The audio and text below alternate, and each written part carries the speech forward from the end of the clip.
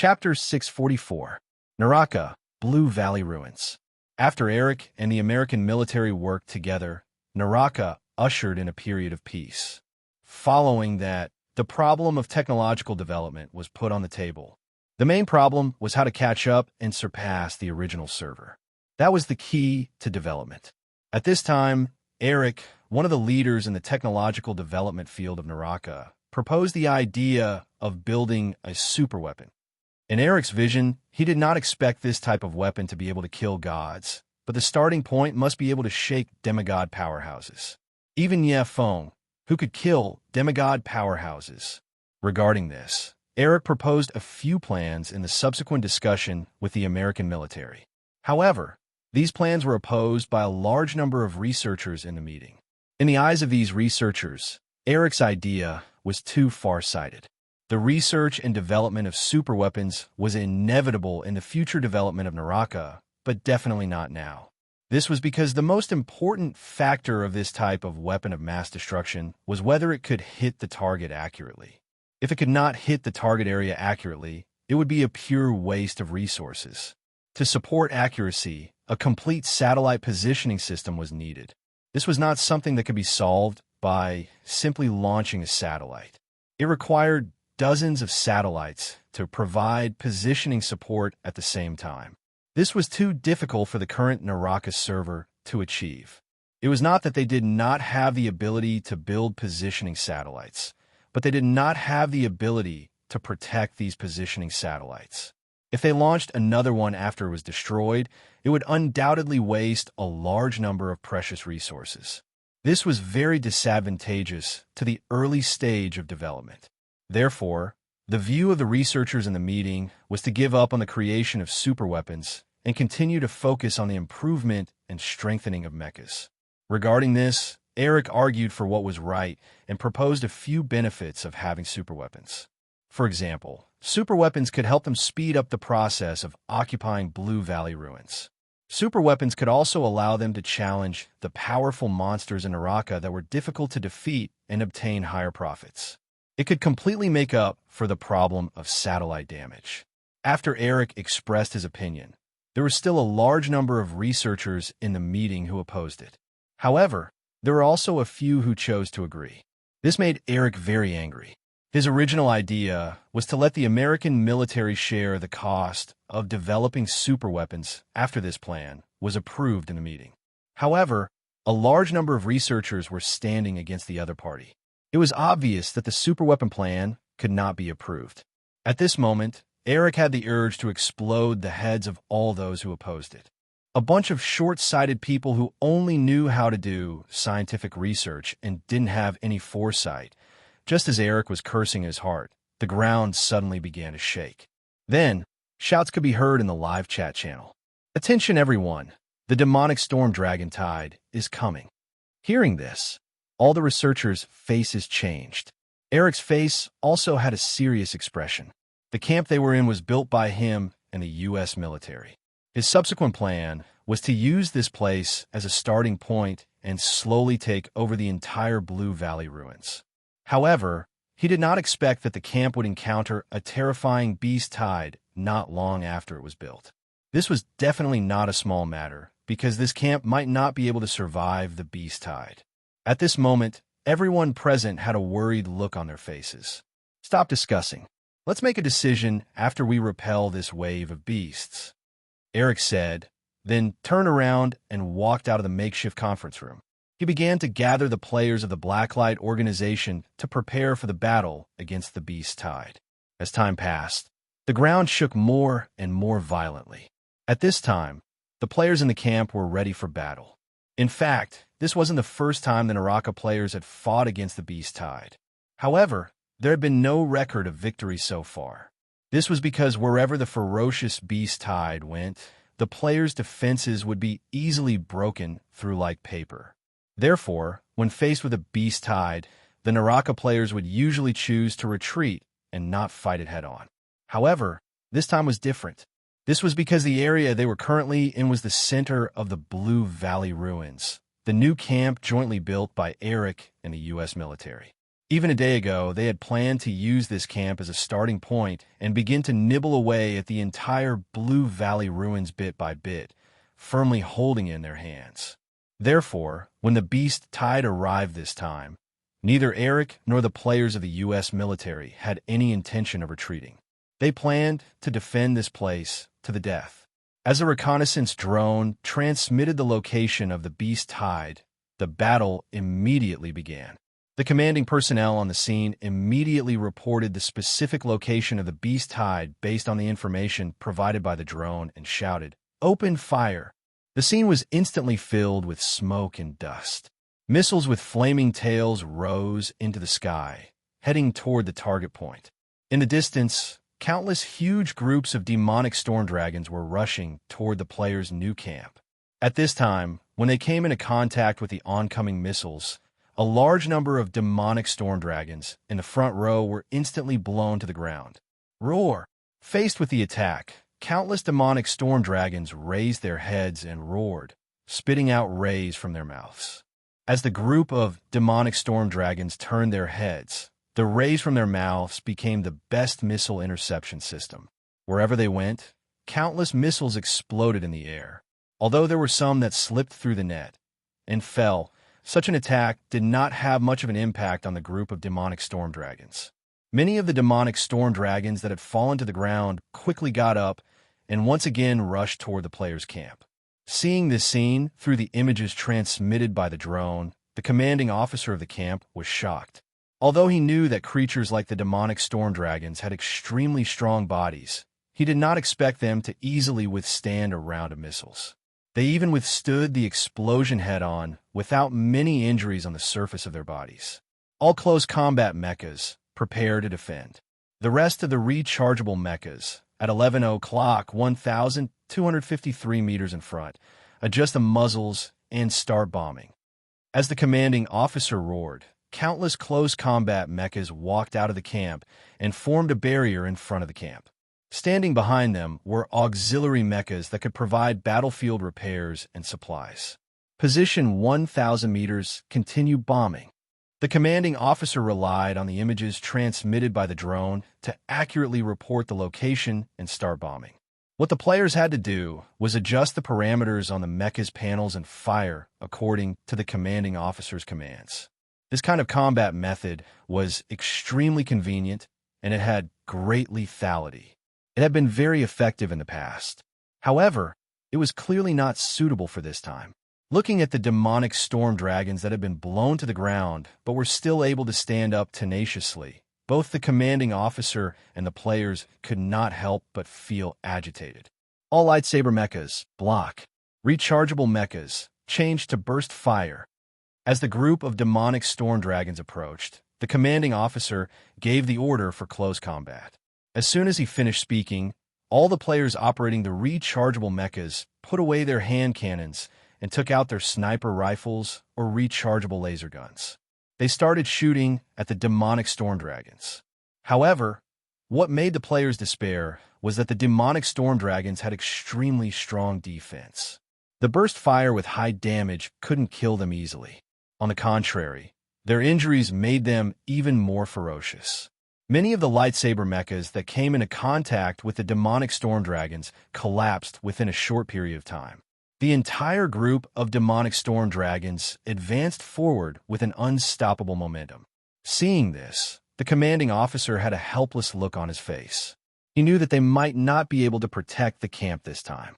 The players' thoughts were similar to the commanding officer's. As expected, it was too difficult to build a camp. Wandering was the norm. Just as the players were feeling dejected and thought that their mechas were going to be destroyed by the group of demonic storm dragons, the group of demonic storm dragons suddenly became agitated. Many demonic storm dragons raised their heads and roared as they increased their speed. It was as if something terrifying was chasing them from behind. The players who saw this scene were also astonished. They really wanted to know what was behind the group of demonic storm dragons. How could such a powerful group of demonic storm dragons be so afraid? At this moment, an angry roar came from afar. "Kid, you're shameless. I said that I wouldn't use any spells to kill the demonic storm dragons. That doesn't count. Bullsh asterisk T. When did I agree to compete with the earth-breaking race in terms of physical strength? Do you think I'm stupid? A loss is a loss. Don't look for excuses. F asterisk CKU. Since that's the case, I won't hold back anymore. Landslide. With a loud roar, a figure holding a hammer descended from the sky and landed heavily in the middle of the group of demonic storm dragons. At this moment, the ground collapsed. With him at the center, countless demonic storm dragons were sent flying. As the players watched in disbelief, the bodies of these demonic storm dragons disintegrated bit by bit in the air.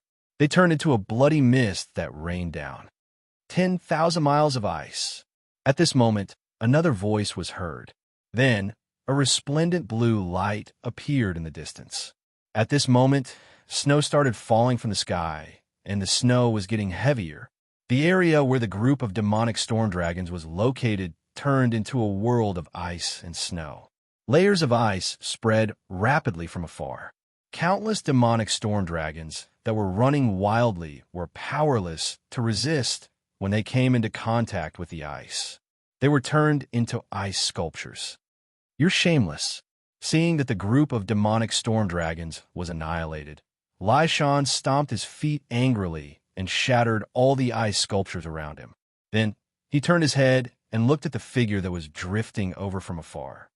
Bullsh asterisk T. Do you know that your skills are inferior? I don't know where you got the courage to compete with me for the King of Bakey. With your strength, there's still a gap between us. However, I can't blame you. After all, I'm a descendant of the Bakey divine clan. My noble bloodline makes me more talented than you. So, it's already not bad that you can reach this level. Gap my asterisk guess. If you're so capable, then go and become the King of Bakey. Lai Shan could not help but mock Frozen, who was smiling. Hearing this, Frozen's face was filled with resentment. Although he had this thought for a long time, the problem was that he did not dare to do it. Thinking of his boss, North Sea, who had already been apatheticized, Frozen suddenly felt depressed. North Sea had always been the target that he wanted to catch up with. However, until now, he had not succeeded. Instead, the gap between them was getting bigger and bigger. All right, I'm not going to argue with you anymore.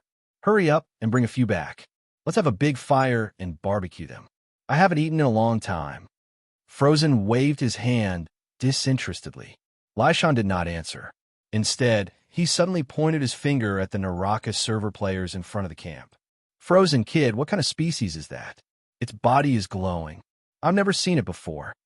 Hearing this, Frozen immediately raised his head and looked over. Then he was surprised. I've never seen it before either. Is it edible? Their conversation was recorded by the drone. Then, it was played in the players' live chat channel. At this moment, the players were trembling in fear. They felt that it was too difficult to grow up in the Naraka server. Forget about the beast tide and natural disasters. It seemed like there were two hell creatures that they could not afford to offend. How were they supposed to live like this? Chapter 645. As all the players inside and outside the camp were wearing mechs, Lai Shan and Frozen thought that they were creatures that they had never seen before. The players thought the same. They thought that Frozen and Lai Shan were the bosses of some territory in Naraka and were not to be trifled with. At this moment, the Naraka players were trembling in fear. Seeing how Frozen and Lai Shan killed the magic Tyrannosauruses in such a simple and violent way, the players knew that they were no match for them. If they were to fight, they would definitely be wiped out. I can sense life waves under their shells.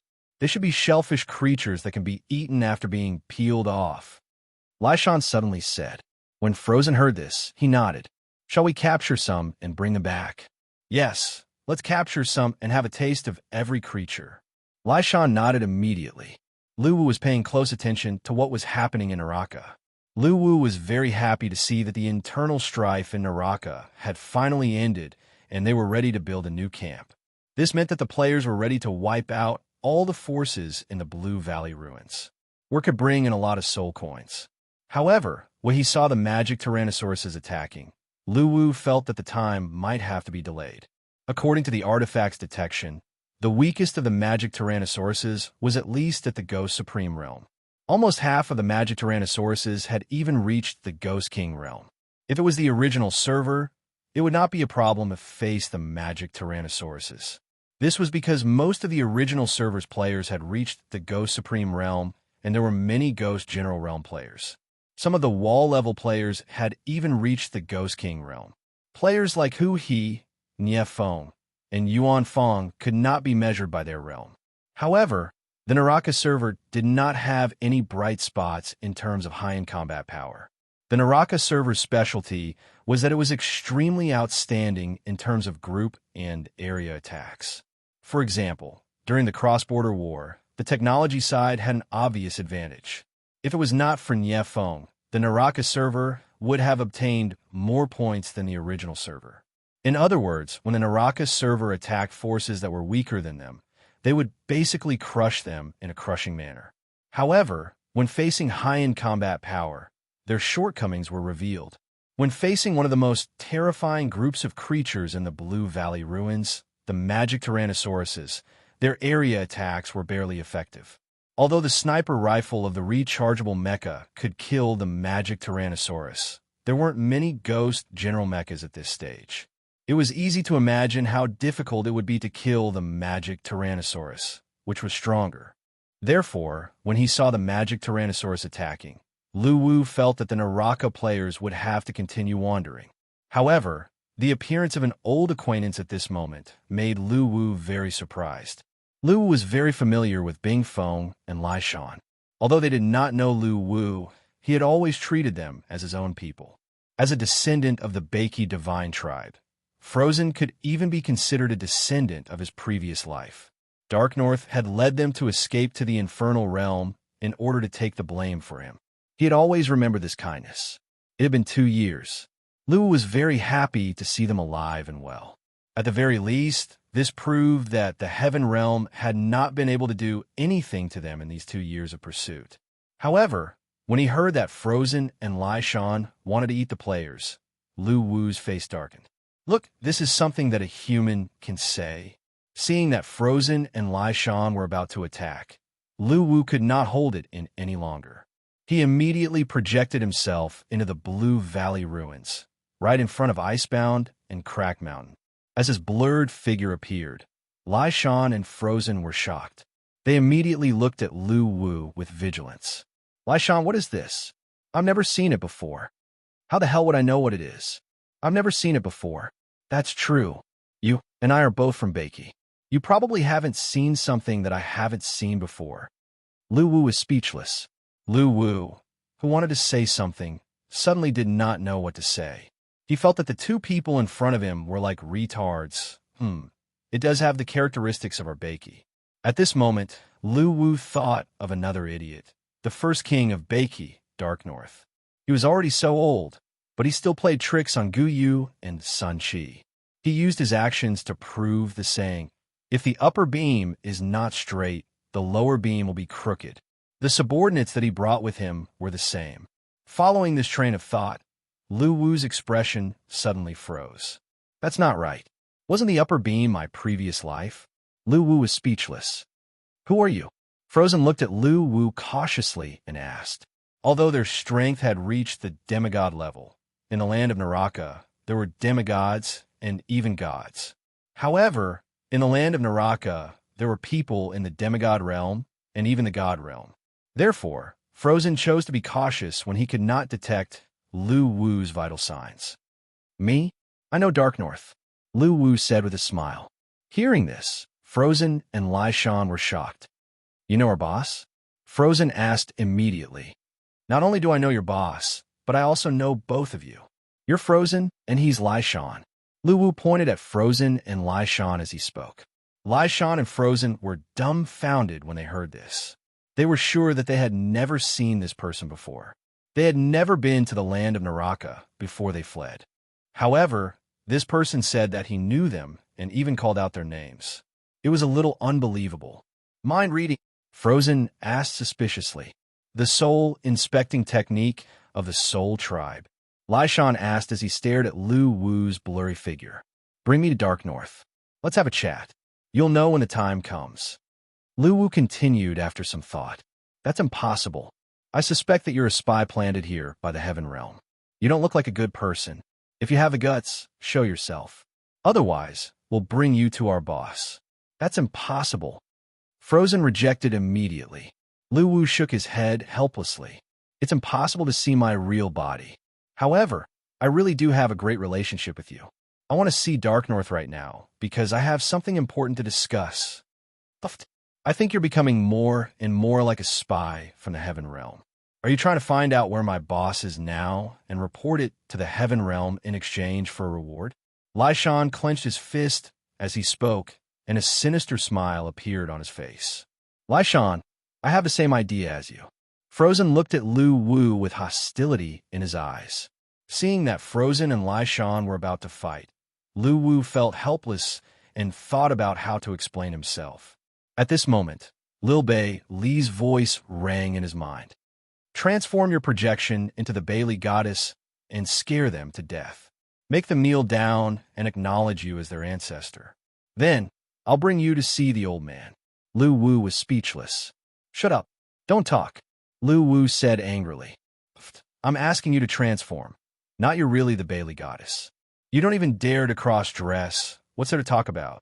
Lu Wu immediately blocked Lil Bei Li's words and turned to look at Frozen and Lai Shan. Let's talk somewhere else. As he spoke, Lu Wu's figure turned into a phantom and dashed into the distance. Frozen and Lai Shan's expressions froze when they saw that. Should we follow him? Why should we follow him? Who does he think he is? I'm thinking the same thing. As they spoke, Frozen and Lai Shan gave each other a high five with a smile on their faces. At this moment, Lu Wu, who noticed that Lai Shan and Frozen did not follow them, turned back again. At this moment, Lu Wu was in a bad mood. He did not expect these two to be so uncooperative. At this moment, he thought of Lil Bei Li's suggestion. It seemed feasible. Immediately, he shook his head and killed the idea decisively. Frozen, look at what I have in my hand. As he spoke, Lu Wu took out a token. Seal of the King of Beiki, ancient. The seal of the King of Beiki forged by the first king of Beiki in the land of Beiki. It symbolizes the supreme power and glory, expired. Frozen and Lai Shan were dumbfounded once again when they saw the seal of the King of Beiki. Where did you get it? Lai Shan asked with a serious expression. The seal of the King of Beiki had a unique aura, so he was sure that it was not a fake. Then the question was, if it was a real seal of the King of Beiki, how did this person get it? I'm also from Beiki. This seal of the King of Beiki was given to me by the North Sea herself. Lu Wu could not help but laugh when he saw the shock on Lai Shan and Frozen's faces. In fact, the seal of the King of Beiki was not given to him by the North Sea, but given to Gu Yu and Sun Qi. When Gu Yu and Sun Qi mobilized the Earth-Breaking clan to fight against the Sea King, they relied on this token. At this moment, Lu Wu took it out from Gu Yu's space, intending to borrow it temporarily. No, this seal of the king should be in the hands of the player clan. Why is it with you? Lai Shan was confused when he realized the problem. I'm from a player clan, Lu Wu said angrily. I don't believe you. Show me. Frozen, who was at the side, said suspiciously. At this moment, Lu Wu really wanted to slap these two bastards in front of him to death. Show me? How could they prove that they were from the player clan? Frozen, if you talk to me like this again, you will regret it, Lu Wu said in a deep voice. Yo, how dare you threaten me? If it was in the past, you would definitely become an ice sculpture that I placed in the back mountain of the clan's land. Frozen's temper suddenly flared up. The land of the Ice Snow clan is long gone. Lai Shan, I don't want to talk to him anymore. This is too infuriating. Let's beat him to death cruelly. Frozen's childish face was filled with anger. At this moment, Lu Wu's thoughts were exactly the same as Frozen's. Talking to these two retards was too infuriating. Although it was good to be vigilant, why were their words so infuriating? Lu Wu, who was really helpless, condensed a seal in the palm of his hand. This seal was the heaven seal that belonged to the goddess of Beiki, Bei Li. Although there was no longer any power of the rule inside, Lu Wu still decided to show it to Frozen and Lai Shan. What is this? Whose seal is this? It's useless. We don't believe you. Frozen waved his hand in disdain, as if he could not convince anyone. Looking at the childish Frozen who was asking for a beating, Luwu really wanted to beat this unfilial grandson to death. How could he not even recognize the heaven seal of his ancestor? Just when Luwu was about to teach the two in front of him a lesson, a figure quietly appeared behind Frozen and Lyshawn. Then, the figure pressed down on Icebound's head and forcefully pressed it to the ground. "This is your ancestor, you F***er. Chapter 646. The person who appeared behind Frozen and Lyshawn was none other than their boss, North Sea. Under Lu Wu's astonished gaze, Dark North raised his hand and forcefully pressed Frozen's head onto the ground. Frozen immediately held onto his hand with a pitiful expression. He looked very pitiful, which was the complete opposite of his previous arrogant and domineering appearance. "Boss, why are you here? Hurry up and hide.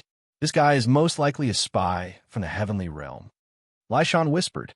Hearing this, Dark North loosened his grip on Icebound's head and glared at Lyshawn. "Say, spy my ass. Open your eyes and look at what he's holding." Upon hearing this, Lyshawn looked at the seal of heaven in Lu Wu's hand again. Then, a confused expression appeared on his face. "Boss, I've never seen this before. I don't recognize it." "That's right, boss. What is this?" "It looks a little like the god seal of the Bakey Divine clan, but there's still a big difference in appearance." "What is this?" Frozen stood up and looked at North Sea with a wronged expression. "I don't know, Lyshawn, and neither do you." Dark North angrily slapped the back of Frozen's head, causing him to stumble. As if he was still angry, Dark North raised his palm and began to slap Frozen's buttocks. In the face of North Sea's brutality, Frozen did not dare to resist at all. He could only blink his eyes pitifully and almost shed tears. She looked like a naughty child who was being beaten by her parents. Luwu felt relieved when he saw her. "Who asked you to be arrogant? Who asked you not to cooperate? Who asked you to show off?" At this time, Frozen, who was being beaten up, felt extremely wronged. "Why is it fine if Lyshawn doesn't know me, but I get beaten up if I don't?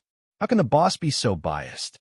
If it wasn't for the fact that I couldn't beat you, otherwise, I would definitely beat you up 100 times more cruelly and beat you until you begged for mercy."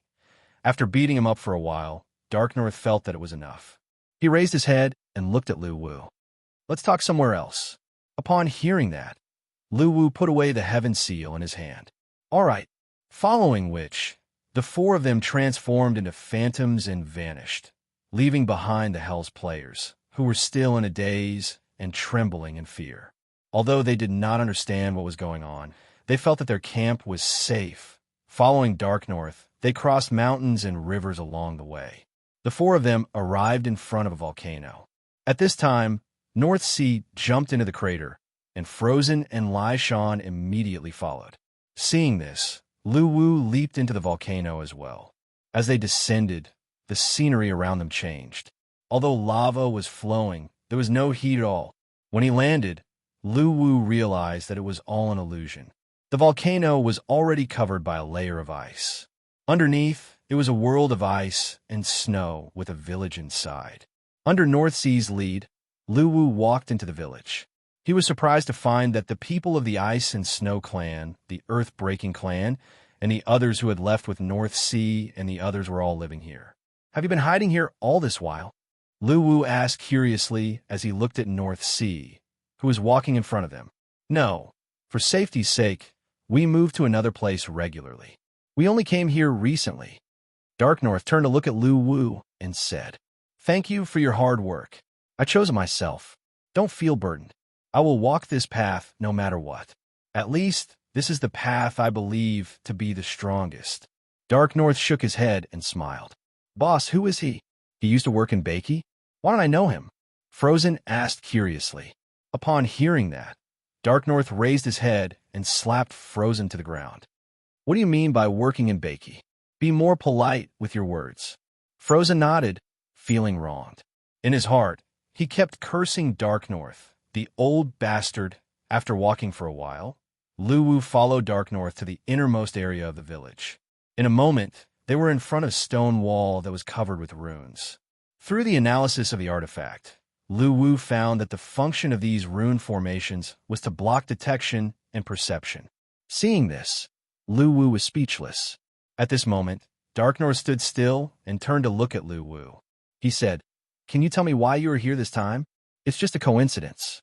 The land of Naraka is vast and boundless. I didn't expect to meet you again." Dark North was about to speak when Frozen interrupted. "Boss, who is he? Why are you being so secretive?" Dark North glared at him and said, "Didn't you hear what I said before? He is your ancestor." "Ancestor?" Frozen immediately looked at Lu Wu, his face full of questions. "Great ancestor?" Frozen immediately looked at Lu Wu, his face full of question marks. "Which ancestor?" "The one who is the best at fighting." Dark North said angrily. "Isn't the best at fighting Ancestor Bailey?" Frozen leaned back. A look of disbelief appeared on his young face. "That was in the past, not the current me," Lu Wu said. "Hiss, I think I understand now. You are the reincarnation of the ancestor." Frozen suddenly understood the reason. "You can take it that way." Lu Wu nodded, but he did not explain further. At this moment, Frozen suddenly understood why his boss only beat him up and not Lai Shan. At this moment, the indignation in his heart disappeared, but the way he looked at Lu Wu became very strange. There was respect, curiosity, and even more confusion. "By the way, since we have met, I would like to ask you for a favor," Lu Wu said. "Just tell me. I will definitely help you. After all, you are one of us." This time, before Dark North could speak, Frozen patted his chest and said. Looking at Frozen's friendly face, Lu Wu was very speechless. Thinking of his ugly and arrogant face before, and looking at his flattering face now, how hypocritical. Dark North, who was standing at the side, did not speak. He only looked at Lu Wu, waiting for him to continue. "Here's the thing. I need the power of the rules that you have mastered. I don't need a lot, just a little will do. It won't affect you at all," Lu Wu said immediately. Since he had met Dark North, Frozen, and the others, Lu Wu naturally did not want to miss this opportunity. After all, it was necessary to collect the godly seal of the rule. The growth of the players was so fast that it was inevitable for them to reach the godly state. It would be awkward if they could not become a god by then. Dark North was slightly surprised when he heard this, but he still nodded. "Sure, but what should we do?" "It's very simple. Relax your mind and don't let your soul resist, and I can extract a fragment of the rule from your soul," Lu Wu said. "Okay." Dark North immediately agreed. At this moment, Frozen and Lai Shan also nodded in agreement. At this moment, Lu Wu was inexplicably touched. In fact, completely opening one's soul to oneself was a very risky move. If one did not have absolute trust, no one would give the initiative of the soul to another, because it was equivalent to handing one's life to another. "Let's start. It's too dangerous for you to stay here. Get what you want and leave as soon as possible," Dark North suddenly said as he looked at Lu Wu, who was silent. Hearing this, Lu Wu nodded and opened the voice channel with Lil Bailey blocked. "Foodie, get to work. Okay, Big Meat Shield Boss." A sweet voice was heard, and then Lil Bailey's figure appeared next to Lu Wu.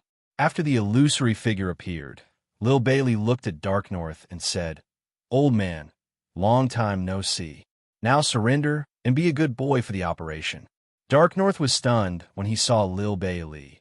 Dark North was no stranger to her, because she was always by his master's side, Bailey. However, he did not expect that even after his master had reincarnated, she would still be by his side. At this moment, Lil Bailey condensed an operating table and patted it. "Did you hear that, old man? Come and lie down. It's time for the operation." Dark North was silent. He went straight to the operating table and lay down. Seeing this scene, Frozen and Lai Shan were very surprised. If anyone dared to talk to Dark North like this in the past, they would definitely be beaten up. However, this little girl was so arrogant, and Dark North did not show any signs of exploding. It was a little unbelievable. "Who is she?" Frozen could not help but ask Lai Shan in a low voice. Lai Shan heard this and immediately shook his head. "She might be your ancestor. It's always good to be polite." Frozen was speechless. After Dark North lay down and relaxed his mind, Lil Bailey began the operation to remove the rule fragment. Although Lu Wu felt that he could do it now, he was still too unfamiliar with it, so he decided to let Lil Bailey do it. It was more reliable. Otherwise, if Dark North did not die in the hands of the Heaven Realm, he might die in his own hands. After all, it was a subtle operation at the soul level. If her little hand shook, she would lose her life. The process was very fast.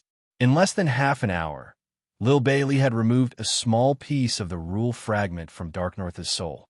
At the same time, Lu Wu took out the heavenly demon list and recorded it. Next, Frozen and Lai Shan received Lil Bailey's rule extraction surgery.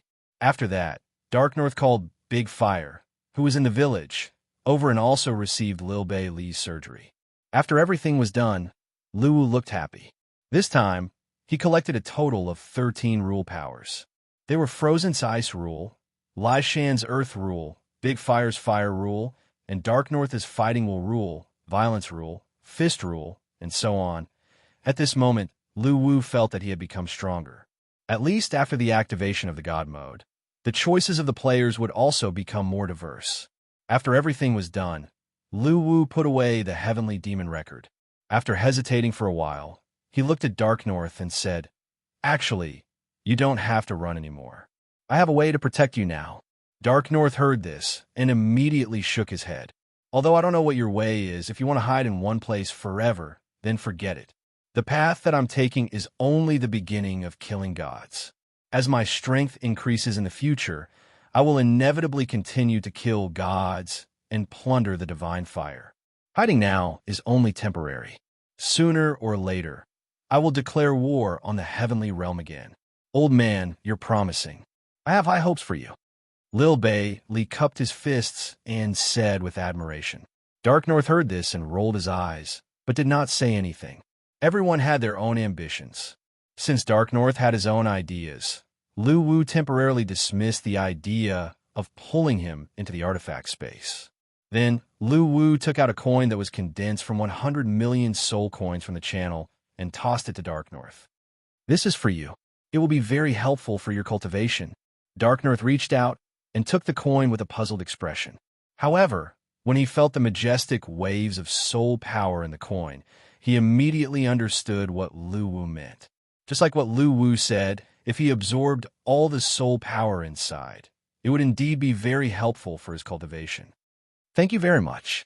Dark North accepted the coin without hesitation and nodded at Lu Wu solemnly. "If I kill a god in the future, please keep the divine rule mark for me. It will be very useful to me," Lu Wu said with a smile.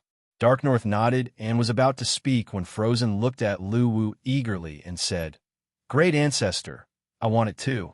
When I become stronger, I will also be able to kill a god and help you obtain the divine rule mark." Lu Wu was speechless as he looked at Frozen's obedient face. Looking at Frozen's obedient face, Lu Wu was speechless. After thinking for a while, he tossed a coin that was condensed from 100 million soul coins. After all, Frozen was a descendant of his previous life. It was not too much to give him a red packet as a way to take care of his descendant in his previous life. After receiving the coin that was condensed from soul coins, Frozen's face was filled with joy. He held the coin in his hand and played with it, as if he could not bear to part with it. When Lai Shan saw this scene, he opened his mouth as if he was thinking about what to say. After a while, he looked at Lu Wu with a solemn face and said, "Great Ancestor, I can be considered as your descendant. My Lai Shan clan is also a force that is loyal to the Baiki Divine clan, so you are also my great ancestor." Lu Wu was speechless. Lu Wu could understand the meaning behind Lai Shan's words, even with his toes. Of course, as the great ancestor, he could not be biased. "I must have a gift too." After thinking for a while, Lu Wu condensed a coin and tossed it to Lai Shan. "Great Ancestor, although the Molten clan is not a direct descendant of the Baiki Divine clan like the Ice Snow clan, our ancestors are still loyal to the Baiki Divine clan. You can't be biased." At this time, Great Fire, who had been silent all this while, could not help but ask for a gift when he saw that Lai Shan had received one. At this moment, Lu Wu was dumbfounded. Why did it feel like a group of kids surrounding their elders during Chinese New Year and asking for red packets? How old are you guys? How old am I? How shameless are you to ask me for a red packet? However, since he had to bear the title of the Great Ancestor, Lu Wu could only tearfully take out another 100 million soul coins and tossed it to Great Fire. While Frozen and the others were overjoyed, Lu Wu decisively chose to return to the artifact space. At this moment, his figure and Lil Bei, Li's figure slowly disappeared on the spot. Otherwise, he was afraid that this group of shameless people would be even more shameless. However, Lu Wu believed that this red packet would come back. North Sea walked the ultimate path of the gods slaying and divine fire. Obviously, Frozen and the others would not be an exception and would definitely choose this path. With the existence of this group of god slayers, Lu Wu believed that there would be a lot of rule seals in the future. His own rule collection plan would also have a group of pioneers. Chapter 647. The Land of Tsangshu, Hidden Dragon City. Since the launch of the server, after 3 years of battles, the land of Tsangshu had been unified by the European server players. The Hidden Dragon Village had also been moved to the area where His Excellency Tsangshu's palace was originally located and was subsequently built into Hidden Dragon City. The new target of the European server's conquest had also expanded from land to sea and land, developing at the same time. Their main target was the land of Cheonyo in the west of the land. The players' aggressive invasion had ignited the flames of war. After probing each other, the battle of large territories had quietly begun. At this time, outside Hidden Dragon City, countless European server players were busy running back and forth. There was a huge black formation beneath their feet. At this time, these players were following the instructions in the live chat channel, placing the corresponding spiritual materials at the designated positions, and working together to perfect this huge formation. On top of the city gate, Li Xing, who was the commander, looked at the formation that was getting more and more perfect. His face was filled with anticipation. He then turned to look at the Evil King and said, "Boss Evil King, is this reliable? Is this thing really as strong as you say?" "Nonsense. Otherwise, why would I waste so much energy on this with you? Do I have nothing better to do?" The Evil King said speechlessly. Upon hearing this, Li Xing nodded. Then he looked at the huge formation below and Reinhardt, who was standing in the middle of it. His face turned solemn. The 2 cross-border battles that started some time ago had not only stimulated Li Xing, but also the European server players. Not to mention the original server that had always been ahead of them. Even the Naraka server, which was launched later than them, had combat power that was not much weaker than them at this stage. It seemed that they would surpass them at any time. This made Li Xing and the other European server players feel a sense of urgency. For this reason, they had specially investigated the reason for the rapid development of the Naraka server and found that it had a lot to do with the Naraka NPC, Eric. He provided the Naraka players with a huge database and help with supercomputing power, which was why the technological development of the Naraka server was so rapid. At this moment, as the well-deserved leader of the European server, Li Xing thought of the Evil King. Therefore, he specifically looked for the Evil King and asked if there was any way to quickly help the European server players grow. However, the result disappointed Li Xing because the Evil King had no way to help a large group of players develop rapidly. In fact, that was the case. The growth of the players was already very rapid in Evil King's eyes. The players had achieved the combat power that would take hundreds or even thousands of years for a native faction to cultivate. Even if he was knowledgeable, he couldn't think of a way to grow faster than the players. But just when Li Xing thought he had to think of another way, the Evil King made a suggestion. Although he couldn't help the players grow, he had many super spells, and any one of them was extremely powerful. Although these spells couldn't be cast by a single player, they could be cast together as a group. Hearing this, Li Xing was instantly excited. In fact, the European server's players had always been using group spells. For this reason, they developed the Undead Legion, Charging Legion, Spell Entanglement Legion, and other kinds of collective spell-casting combat methods, which had significant effects on the enemy. So when he heard the Evil King say that there was such a powerful spell that required cooperation. How could he not be tempted? Although it couldn't help them grow and level, it was what they lacked at the moment to increase their combat power. Therefore, under the evil king's guidance, Li Xing obtained 5 super spell formations. The minimum configuration of each spell formation required the cooperation of more than 30 players. The more the number, the more powerful the spell. The formation that was set up outside the city gate was one of the 5 super spells, the Nether Dragon formation. This formation was different from the other 4 formations as it required a large amount of spiritual materials to be set up successfully. But according to the evil king, if this formation was set up with the highest consumption of spiritual materials, it might be able to summon the Nether Dragon that had the power of a demigod. The evil king also explained the summoning principle to Li Xing. The Nether Dragon formation was actually a primer, which was equivalent to a space communication device. The fixed spiritual materials were items that had to be offered to the Nether Dragon that was to be summoned. If the Nether Dragon agreed to be summoned, it would actually sign a contract with the summoner when it passed through the formation. After that, it wouldn't be able to reject the summoner's order for a period of time, and the summoner would also have to offer the spiritual materials as tribute according to the request.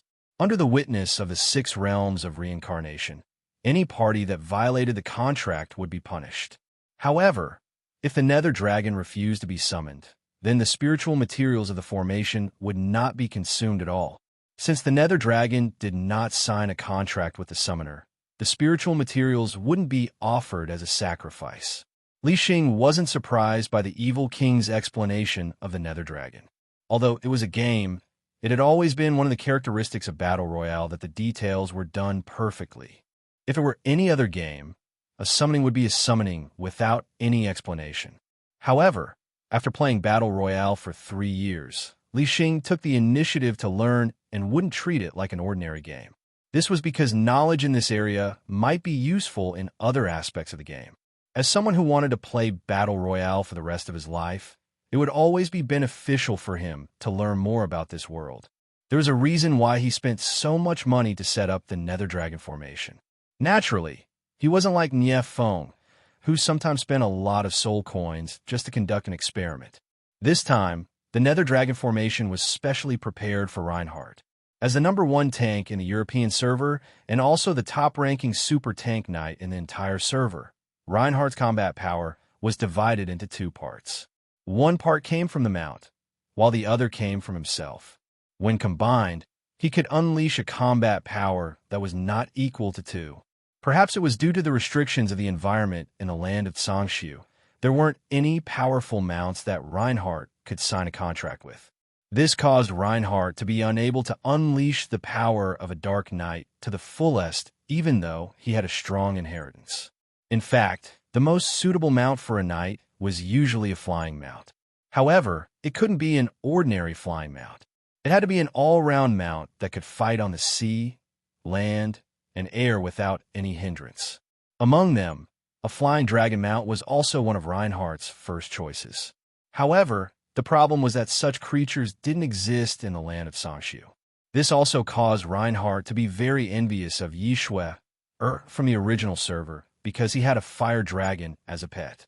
If this pet was his mount, he would definitely be able to unleash more than 10 times his combat power when he was in Yishui's hands.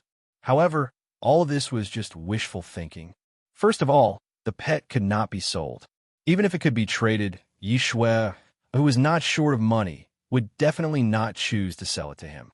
Therefore, Reinhardt's current idea was to travel far away when his strength reached the Ghost King realm and go to other big regions to look for powerful flying creatures.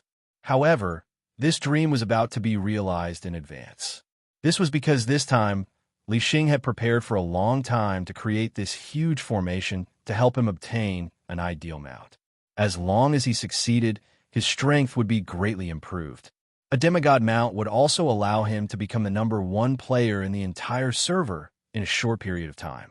He had no idea how long it would last, but he knew that no one would be able to surpass him in a short period of time. This was also the reason why Li Xing chose to do this. After witnessing Niefeng's powerful performance in the cross-border battle, it wasn't just the players from the Naraka server who were stimulated. He wasn't the only one who had the idea of creating a superweapon like Eric. Although Li Xing's approach was different from Eric's, their goals were the same: to create a killer weapon that could decide the outcome of a battle for their server. At that moment, the formation was nearing completion. The evil king, who was standing on the city gate, began to observe the formation. At the same time, he pointed out the mistakes in the formation. Then, Li Xing pointed them out and corrected them in the live chat channel. This process lasted for about an hour before the evil king finally nodded and said, "We can summon it now. There's no problem with the formation anymore." Li Xing was excited and worried at the same time when he heard that. After all, this formation cost a lot of money. Just like Nie Feng, it was a Krypton technique. However, Nie Feng's funds were collected from a large number of players, while this formation was funded by the guild itself. Although most of the funds were provided by the tycoons in the guild, this formation was entrusted with the strength of the entire guild. All the members had high hopes for it. After confirming that there was no mistake, Li Xing looked at Reinhardt, who was standing in the middle of the formation, and said in the live chat channel, "Reinhardt, the evil king said that there's no problem. Activate the formation." Reinhardt, who was below, was excited when he heard that. In the battle, every player had their own pursuit: equipment, attributes, profession growth, and so on. However, to Reinhardt, who had changed his profession to Dark Knight, his biggest pursuit had never been these. It was a super mount. This was much more beneficial to him than equipment and the like. Reinhardt felt like he was surrounded by happiness when he thought about how he would have a demigod-level mount if he succeeded this time. After brewing his emotions for a while, Reinhardt took a deep breath and pressed his hand on the crystal at the eye of the formation, activating the formation. Instantly, several energy lines spread out from the crystal in the center. They passed through the energy nodes and spread outward like a spiderweb. In the end, the entire formation was lit up by the energy lines. In an instant, a black wind blew in the surroundings, and soon, the entire formation was enveloped by the wind. At the same time, on the Nether Dragon Peak, far away in Hell, countless Nether Dragons sensed the summoning from the outside world. At that moment, the choice began. It was like a race to answer. The Nether Dragons who met the requirements of the summoning would be summoned away first. At the same time, the list of tributes that the summoner was willing to pay was already listed in their minds. While waiting, one of the Nether Dragons couldn't resist the temptation and chose to agree. Instantly, the contract was signed successfully. Its figure flew into the space tunnel that was formed. According to the conditions of the contract, it would be under the supervision of the 6 paths of reincarnation for 24 hours in exchange for a huge reward. To this Nether Dragon, this deal was not a loss at all. At least, that was what it felt at that moment. However, when it flew out of the space tunnel, it realized that there were many figures in front of it. At the same time, a submission contract appeared in its mind. Chapter 648. The Dark Dragon flew out of the spatial tunnel and roared ferociously at the sky, announcing its arrival. However, at this moment, the submission contract appeared in its mind.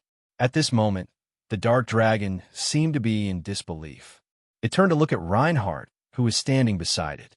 "Summoner, are you crazy? You can talk." Reinhardt was also stunned. Then, he was pleasantly surprised. Apart from Sun Chi, this was the first time he had seen a mount that could talk. Thinking of this, he immediately opened the analysis interface and began to observe the Dark Dragon. Hacker, Demigod Level 1. Creature details: Dark Dragon, a gregarious creature that lives on the Black Dragon Peak in the big domain of Hell. The race has extremely terrifying racial talent and physical strength. Most of the race has the strength of a demigod. Although they're not among the strongest races in the big domain of Hell, they can still dominate a part of the domain. Creature status: Growth Stage. Seeing the introduction of the Dark Dragon, Reinhardt was elated. The introduction said that this Dark Dragon was still in its growth stage, which meant that it still had a lot of potential to be unearthed. This was definitely good news for him. "I'm a demigod.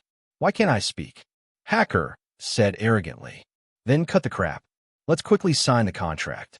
From now on, we will be good brothers." Reinhardt patted the dark dragon's thigh in satisfaction. Hearing this, Hacker could not help but widen his eyes. Who are you brothers with? You summoned me with tributes. Hurry up and tell me the task. I will go home after I finish it. My request is for you to become my mount and follow me for eternity. You specially spent so many spiritual materials to summon me just to listen to your jokes? Hacker was stunned. I'm very serious. When you submit to me, we will be brothers. In the future, follow me and conquer this world. You are definitely the stupidest creature I have ever seen. If not for the restriction of the contract, I will swallow you. Hacker glared. Since you can't swallow me, I order you to quickly agree to the submission contract and become my mount. Reinhardt smiled proudly. However, as Reinhardt waited, Hacker did not agree. Instead, he looked at him with disdain. Why didn't you agree? That can't be. Aren't you unable to resist my orders? Reinhardt was stunned. Don't you know that you can't order me to harm myself? Hacker smirked. F***CK. Who made this rule? Reinhardt was dumbfounded. This contract was originally obtained by the ancient underworld Dragon King in order to amass wealth. He swore an oath to the 6 paths of reincarnation. How could he make a contract that would harm his own people? That's why I think you're too foolish. It's over. The material is wasted. Reinhardt's smile froze on his face when he heard this. According to the original script, he thought that as long as he gave the order, Hacker would follow it. He did not expect that there was a clause in the contract that prevented Hacker from harming him. Most importantly, Hacker's strength was at the demigod realm, so it was impossible for him to use force to subdue him. In the previous Cross-World War, just a single demigod expert from Celestial Realm had exhausted the combat power of 5 servers. Now, however, Celestial Realm was the only guild in the area. Since there's no mission, I'll just wait here until the time is up. What a pleasant trip, Hacker said with a smug expression. Reinhardt was constipated when he heard this. He did not know what to say. Just then, Li Xing's question sounded in his live chat channel. What's wrong? Hurry up and tame the underworld dragon. Boss, don't mention it. The contract stipulates that I can't order the underworld dragon to harm itself. So, it's impossible for him to agree to the contract of submission. So, you can only tame it by force and force it into a dying state. Li Xing's voice sounded again. Boss, you must be joking. How can we defeat a demigod underworld dragon? That's easy. Hurry up and order him to exhaust his energy. We'll attack when he's exhausted. Reinhardt was stunned when he heard Li Xing's reply. Then, a malicious smile appeared on his face. What are you smiling at, stupid creature? Hacker looked at Reinhardt in disdain. Come, do 10,000 push-ups for your future master. Do them as fast as you can. At this moment, Hacker's expression froze when he heard this order. He became very uncomfortable because he could not resist this order. However, he still did not move. Instead, he looked at Reinhardt in confusion and asked, How to do push-ups? Reinhardt was speechless. He had no choice but to demonstrate it himself. Hacker, who could not resist, could only bite the bullet and start doing rapid push-ups. 10,000 push-ups were completed in the blink of an eye. At this moment, Reinhardt continued to speak. Come, do another 100,000. Continue to do as fast as you can. Hacker was furious. However, he could only do as he was told in the face of this order. Just like that, Hacker was on the verge of exploding. He was sure that the Underworld Dragon Tribe had never met such a perverted employer in all of history. Other employers basically paid a huge price to summon them for battle. It was also Hacker's first time meeting such a perverted employer who was summoned purely to toy with them. Perhaps this was the first time in the history of the Underworld Dragon Tribe. Which region is this? Once our contract is over, I'll definitely fly back and eat you. Hacker said to Reinhardt angrily as he sat down and did push-ups. Cut the crap. Add 10 more sets and speed up. Don't waste time. Reinhardt said bluntly. When Hacker heard this, he could only grit his teeth and continue doing rapid push-ups. As time passed, Hacker was on the verge of tears. For the first time, he felt that time was passing very slowly. He really wanted to go home. He really regretted taking this job. Brother, why don't you tell me to stop first? Let's discuss again. How about we reduce some of the tributes? Hacker said in a negotiating tone. Who's your brother? That's impossible. You only have two choices now. Either you submit or you do push-ups. The evil dragon curses you. Shameless fellow, I will definitely find you and eat you. Just you wait. I will make you live in fear for the rest of your life. How can you talk to your master like that? This time, change to frog jumps. Jump one round around Hidden Dragon City. Jump as fast as you can. Let's go. Hacker, percent at hashtag and at asterisk hashtag Yen Reinhardt. How dare you scold me? Later, I will make you crawl around Hidden Dragon City upside down. On the city wall, the evil king couldn't help but laugh when he saw this scene. In this world where the strong preyed on the weak, he really couldn't think of anyone else other than the players who would do this. Spending a lot of money to summon a demigod realm dark dragon as a toy to play with. Every player is really a genius. I can't help but be impressed. Li Xing, who was at the side, looked extremely solemn when he saw that the dark dragon was still full of energy despite scolding him. This time, they had bet a lot of money to summon the dark dragon. If they failed in the end, they would suffer a huge loss. However, it seemed that the consumption of energy did not have much effect on the dark dragon at all. Time was especially precious now. Thinking of this, Li Xing looked to the south where the land of Beiki was located. Chapter 649. Facing the dark dragon hacker who was unwilling to surrender, Reinhardt could only resort to a special method. He planned to exhaust it before suppressing it by force. However, it was clear that this move was nothing to Hacker, whose body had reached the demigod realm. No matter how Reinhardt tortured him, Hacker showed no signs of exhaustion. Instead, he scolded and scolded with vigor. 3 hours passed quickly. Just when Reinhardt was at his wit's end, Li Xing's voice rang in the live chat channel. Reinhardt, bring the dark dragon to the mansion of the dead in Beiki. Upon hearing this, Lionheart could not help but be startled. Boss, what do you mean? Attack the mansion of the dead. At this moment, Reinhardt's eyes widened. Boss, are you serious? Nonsense. At this stage, we can't tame the dark dragon at all. We can only rely on external forces. Then why don't you bring the dark dragon to attack the land of Chionyo instead of Beiki? Reinhardt asked the doubt in his heart. Do you want the dark dragon to die? What we want is for the dark dragon to enter a state of near death so that you can force a contract with it. Beiki is the best target. The land of Chionyo is too strong.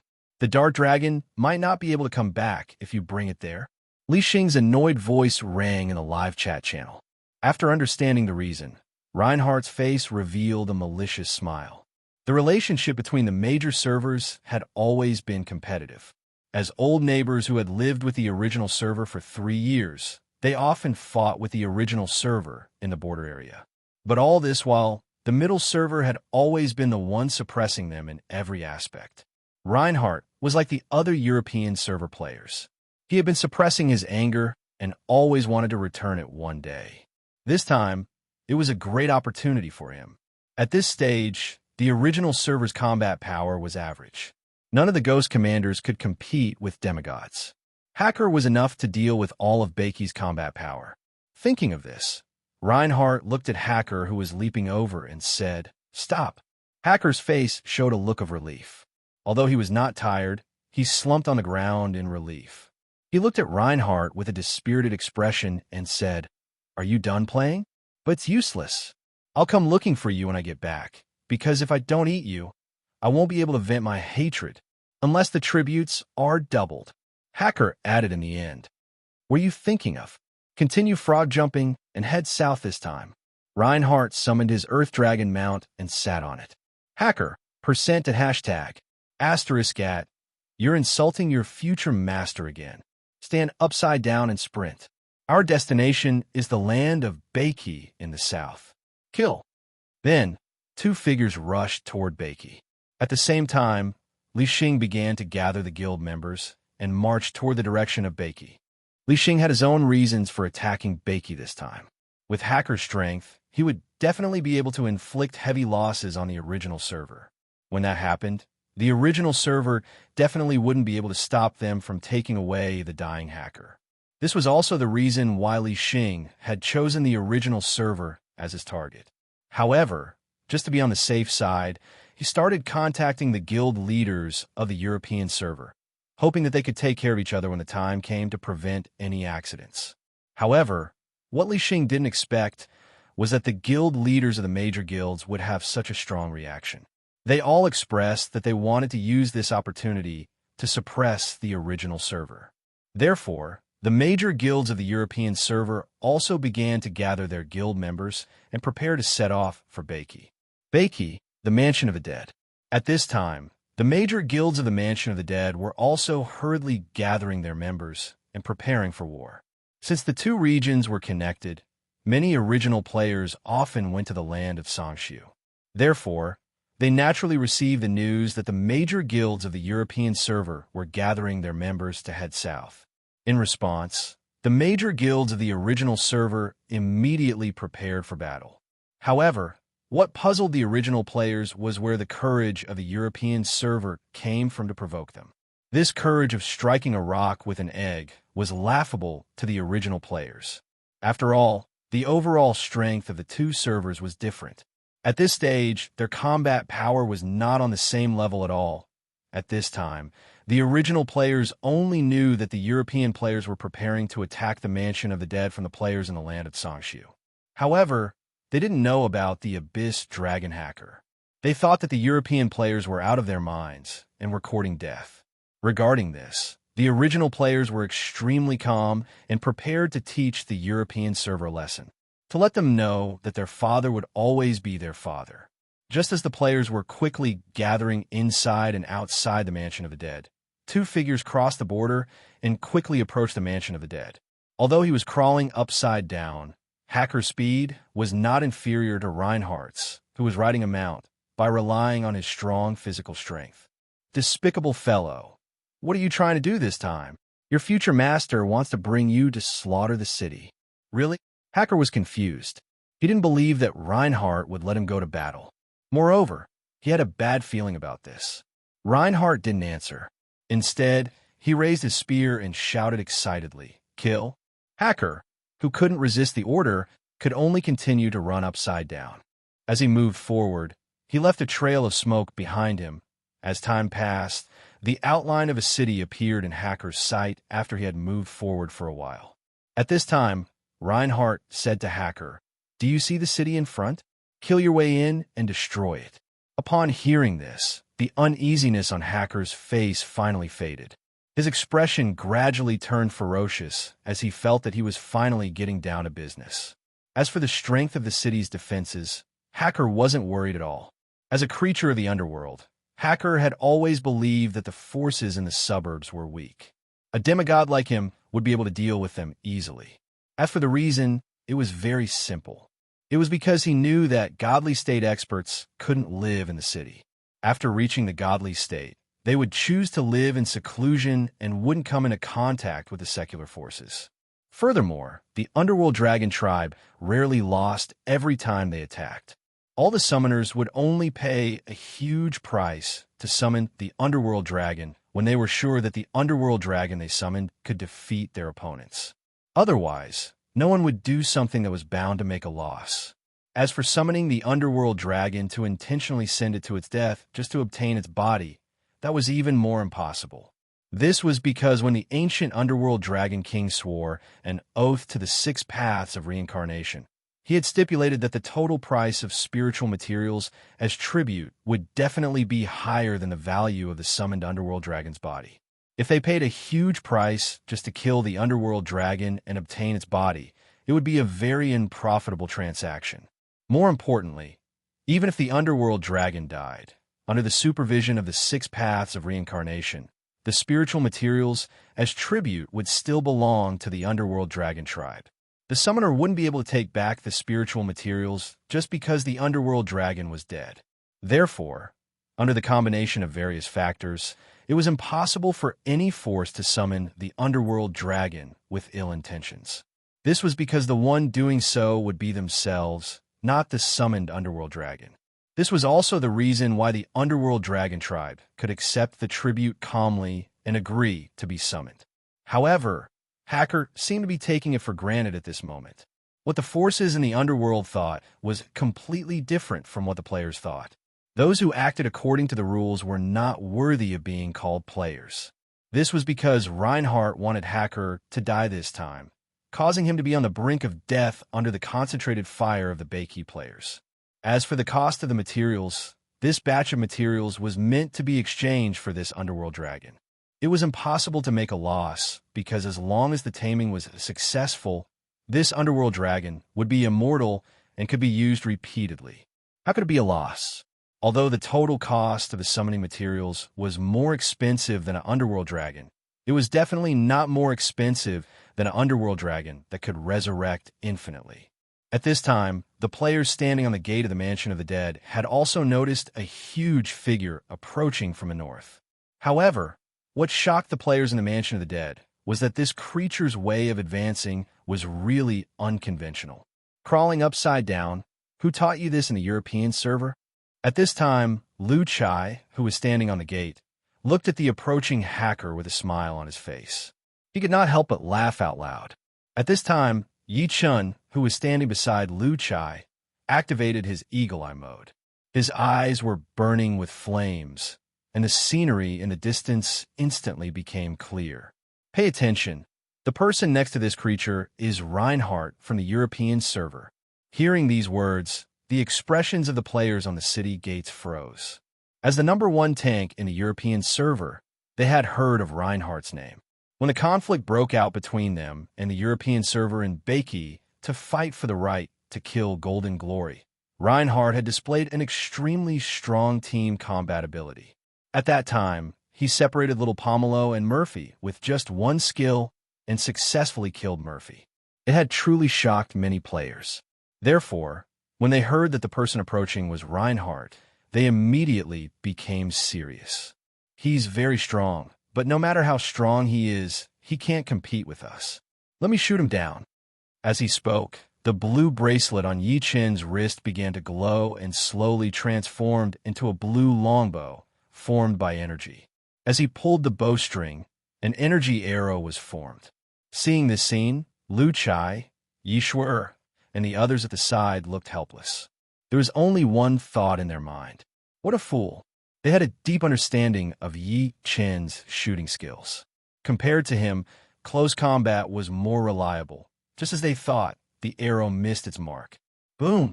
At this time, the ground shook and a huge pit appeared where the arrow landed. Lu Chai asked, "Is it a critical hit?" "Yes, a critical hit of 29 times damage. It's a pity that it didn't hit Reinhardt. Otherwise, it could have been killed instantly," Yi Chen said with a look of pity. Although the attack did not hit Reinhardt, it gave him shock. He immediately slowed down and hid behind Hacker. Hacker's expression was as usual because such an attack was nothing to him.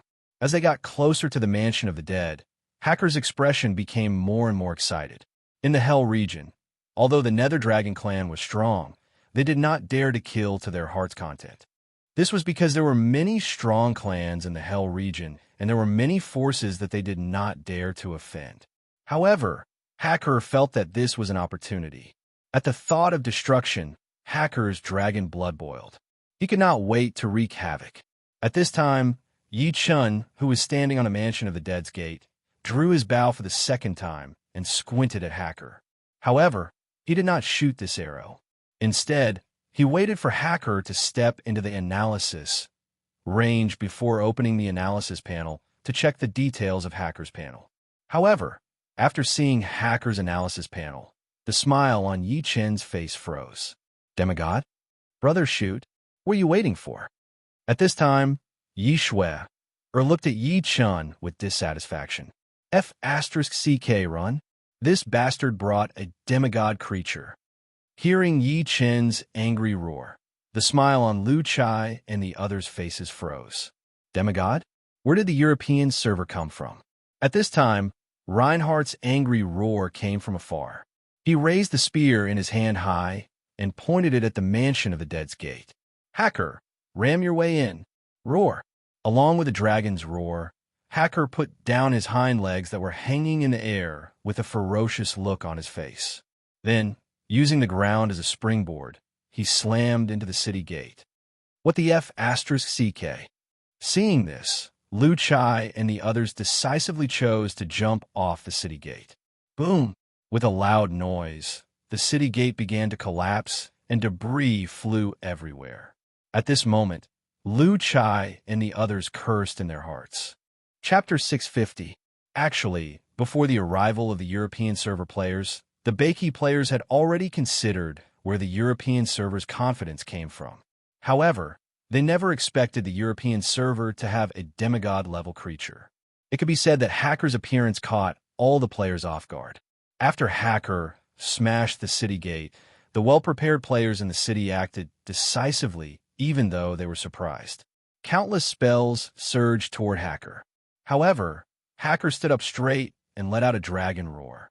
The roar was deafening, distorting and dissipating most of the spells.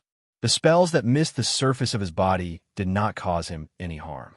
At this moment, Hacker's destruction began. Starting from the north gate, he ran forward with all his might. His ferocious face was filled with arrogance. At this moment, Hacker felt like a ferocious tiger entering a pen of sheep. There were lambs all around him that he could slaughter at will. He stomped a bunch of them to death with his left foot, stomped a bunch of them to death with his right foot, and destroyed some buildings along the way. At this moment, Hacker was killing from the north gate to the south like a bulldozer. Seeing this scene, countless original server players felt like vomiting blood. The grandson next door actually had such a big move to mess with them. They must take revenge. They must take revenge. At this moment, the crowd was riled up. The players began to attack the arrogant Hacker with all their means. At the same time, Reinhardt, who was outside the city gate, started recording. He felt that he had to post the scene of the European server destroying the main city on the forum, so that the players from the other servers could see the power of the European server. The European server players who saw this scene through the live broadcast on the forum cheered and expressed their desire to go to Beiki to see this spectacular scene with their own eyes. At this moment, the lineup of the European server players heading to Beiki gradually expanded from the initial big guilds to the entire European server. Countless European server players hurried out of Hidden Dragon City and headed south toward Beiki. Seeing so many people responding, Li Xing, the initiator of the attack on Beiki, suddenly had a crazy idea. Why don't I just kill all the Beiki players and give them a thorough cleansing? Thinking of this, Li Xing became excited. As a veteran player who had played many games and organized countless guild battles, Li Xing had never been so excited before. He was sure that this would be the biggest battle he had ever organized. Out of all the opponents he had defeated, the Beiki players would be the ones he was most proud of. At the thought of this, Li Xing immediately posted on the European server's forum, calling all the European server players to unite and teach the arrogant original server a lesson. Faced with an excellent opportunity, a large number of players in the European server responded to the call and headed to the border of the big regions, where Li Xing was ready to do something big. As time passed, the border region of the European server was crowded with more and more people. Brothers, it's time to let the original server know who the boss is. Today's battle will definitely become a legendary moment in the history of the European server's conquest. You'll be honored to be a part of this legendary story. Charge! Li Xing's voice rang in the live chat channel. At this moment, countless European server players responded with excitement. Then, the entire army advanced toward the direction of Beiki. Meanwhile, Hacker was still wreaking havoc in Hell City. However, it wasn't as unstoppable as before. As Ao, Jian, Qi Ming, and the other wall players rushed back to the Mansion of the Dead, their tacit cooperation made Hacker suffer. However, this did not stop Hacker's destruction. 10,000 swords. At this moment, Ao, Jian, who had been preparing for a long time, floated into the air. The 9 spiritual swords behind his back transformed into 18 swords, then 32 swords. Finally, the sky was densely packed with spiritual swords. As Ao, Jian stretched out his hand and pointed at Hacker, the spiritual swords in the sky were summoned and fell toward Hacker like raindrops. However, these spiritual swords could not penetrate any further after piercing Hacker's skin. No matter how Aogn manipulated them, it was useless. At this moment, a disdainful smile appeared on Hacker's face. He tensed his body, and the spiritual swords that were stuck on the surface of his body shattered one by one, turning into spiritual light rain and falling down. Then, he opened his mouth and roared at Aogn. Suddenly, a huge sound wave turned into a ball and crashed toward Aogn. Aogn immediately wanted to dodge sideways, but the ball was flying so fast that he was hit before he could dodge. His health bar was instantly emptied, and his body turned into a black fog in the air. Seeing that Aogn was killed in an instant, the players did not dare to stop even though they were shocked. They continued to attack Hacker. It was death, after all. We'll get used to it. The most important thing now was to kill this demigod creature and take revenge on the European server. However, what made the original server players feel hopeless was Hacker was more of a meat shield than a meat shield. Their attacks could not break through Hacker's defense at all. Even if a few hangers worked together to create wounds on his body, these wounds would heal in the blink of an eye. The Netherworld Dragon's strongest advantage in physical strength was vividly displayed at this moment. In the face of such a powerful Hacker, the original server players were helpless. They could only continue to attack, hoping that Hacker's energy would run out and he would collapse. After all, in a game like Battle, the principle of conservation of energy was also applicable. Although Hacker could continuously repair his physical injuries, it would inevitably consume some kind of energy in his body. Therefore, the players believed that as long as they persevered in their attacks, Hacker would be finished sooner or later. However, as time passed, the players gradually changed their opinion. This was because Hacker did not show any signs of fatigue. Instead, he became more and more courageous. He kicked the buildings with his left hand and stepped on the players with his right. He had the attitude of a bully entering a city. He was very arrogant. Under such circumstances, a voice suddenly sounded in the live chat channel. "Brothers, I think it's time for me to make a move. Should we teach him a bloody lesson?" Hearing the familiar voice, the players in the Mansion of the Dead could not help but be stunned. Then, they shouted in unison, "Scram!" The players decisively chose to reject Nie Feng's suggestion. What a joke. If they were in the outside world, they would definitely agree. However, they were in the Mansion of the Dead, their own home. No matter how much Hacker destroyed, he could only destroy an area. If Nie Feng were to make a move, the Mansion of the Dead would be destroyed again. Therefore, they would definitely not agree to such an unreasonable request. Seeing that there was no support from the players, Nie Feng could only give up. After all, his ultimate skill required the players to provide spiritual materials. Otherwise, he would not be able to afford it with his own strength. Thinking of this, Nie Feng turned to look at who he beside him and said, "Great Demon King, go, kill him." He, who was standing beside Nie Feng, reached out and patted the corpse's soul bag, summoning two puppets from within. One of them had red skin and well-proportioned muscles. Although it was just standing there in a daze, it gave off the feeling that it could transform into a bloodthirsty tiger at any time. The other one was dressed in a gorgeous white robe. It had an old face and a decaying aura. It stood there like a withered tree. They were Drought Demon's zombie spirit and Yuanchu's zombie spirit. Both of them had reached the beginner Ghost Emperor level.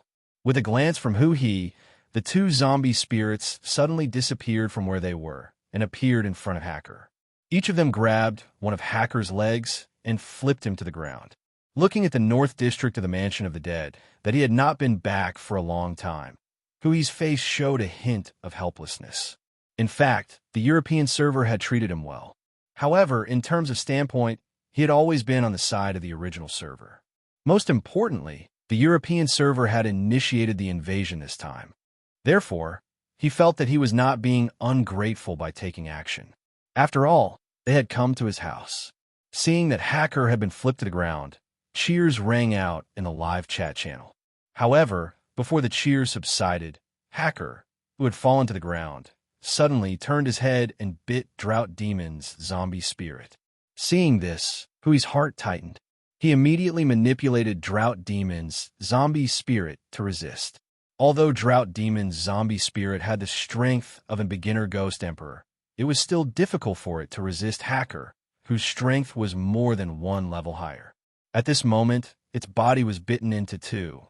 It turned into a black fog and floated towards his zombie spirit bag. On the other side, Yuanchu's zombie spirit was constantly waving its hands and making seals in an attempt to hurt Hacker.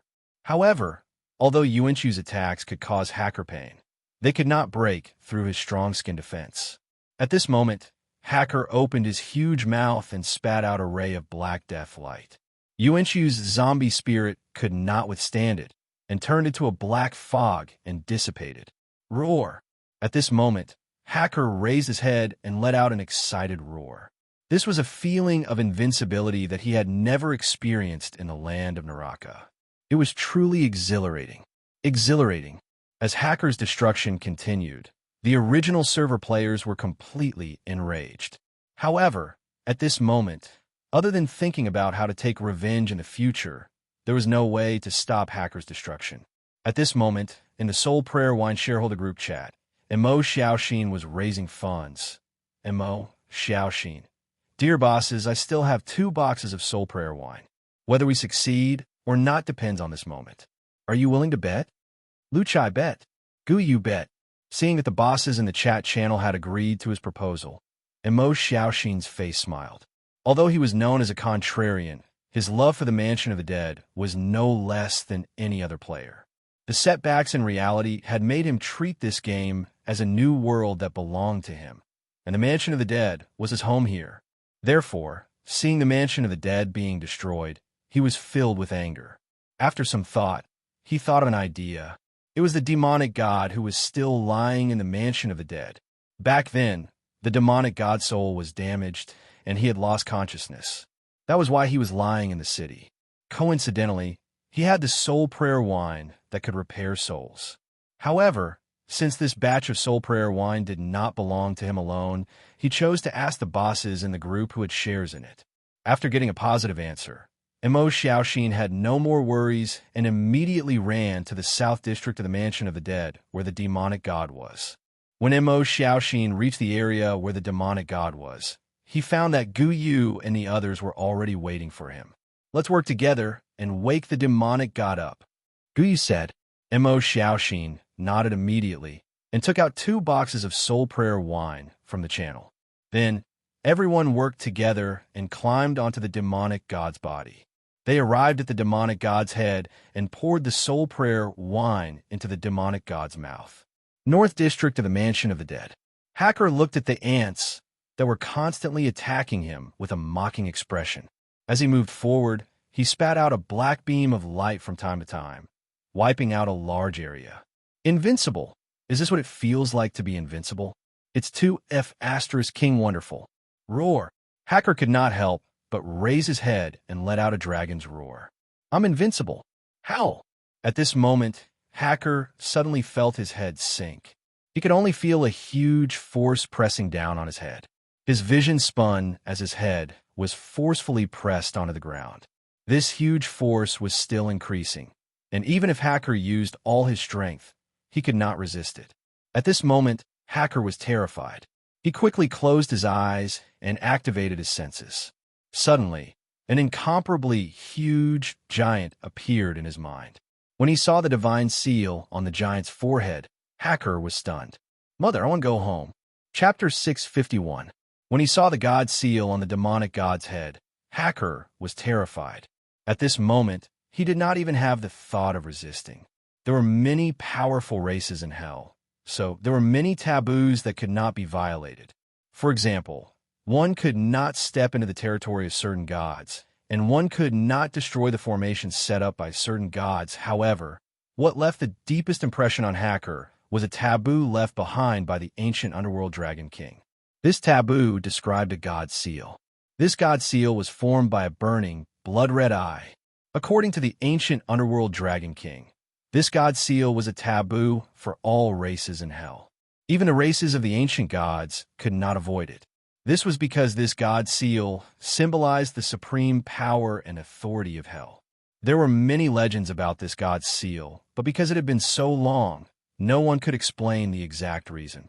However, this rule of not violating this god seal had been passed down in every race in hell until today. Hacker had unlocked the inherited memories of his ancestors when he was growing up, so he had come into contact with this information. Although he had never seen this god seal with his own eyes, his ancestors' fear and respect for this god seal had been passed down. This was an intuitive feeling, and as the inheritor, Hacker could clearly feel the meaning of this emotion. Therefore, when he saw the god seal on the demonic god's forehead, Hacker was shocked. At this moment, Hacker wanted to die. He knew that he had made a huge mistake. It was clearly stated in the inheritance that the god who possessed this god's seal must not be offended, no matter who the owner was. If this taboo was violated, it would bring about the extinction of his race. It was unavoidable. This was because this was a taboo that even the ancient gods did not dare to violate. In fact, if the other party was only an ancient god, Hacker would not be so frightened. After all, the ancient underworld Dragon King was about to enter the ancient god realm. Even if he could not defeat the god, he could still fight. At this moment, thinking that he had violated the biggest taboo in his race and offended the god who possessed the burning blood eye seal, Hacker felt that he was going to have a heart attack. Dead, dead. Hacker wailed in his heart. The scene of his entire race being massacred because of his mistake appeared in his mind. The more he thought about it, the more afraid he became. Hacker's tense body gradually relaxed, and he completely gave up resisting. His face was ashen. Mom doesn't need to prepare dinner for me. I'm afraid I won't have any perhaps after I die. All of you will disappear with me. Hakka's heart was filled with despair at this thought. It was said that the other regions were weak and unworthy of competing with the infernal realm. But why is it that I've never seen the greatest taboo in the infernal realm, yet I saw it the first time I left the infernal realm? Boo-hoo, it's a lie. It's all a lie. The outside world is too scary. Seeing the demonic god, the original server players who were on the verge of breaking down gradually became arrogant. The live chat channel was flooded with messages. The European server has reinforcements, so do we. Let's see whose reinforcements are stronger, Al. Just because you're a demigod, you think you're awesome? Do you see that evil god? Ours. Initially, I wanted to keep a low profile, but I didn't expect the European server to be so insatiable. Now, we're going to lay our cards on the table and stop pretending. That's right, we have a divine realm master. Your father will always be your father.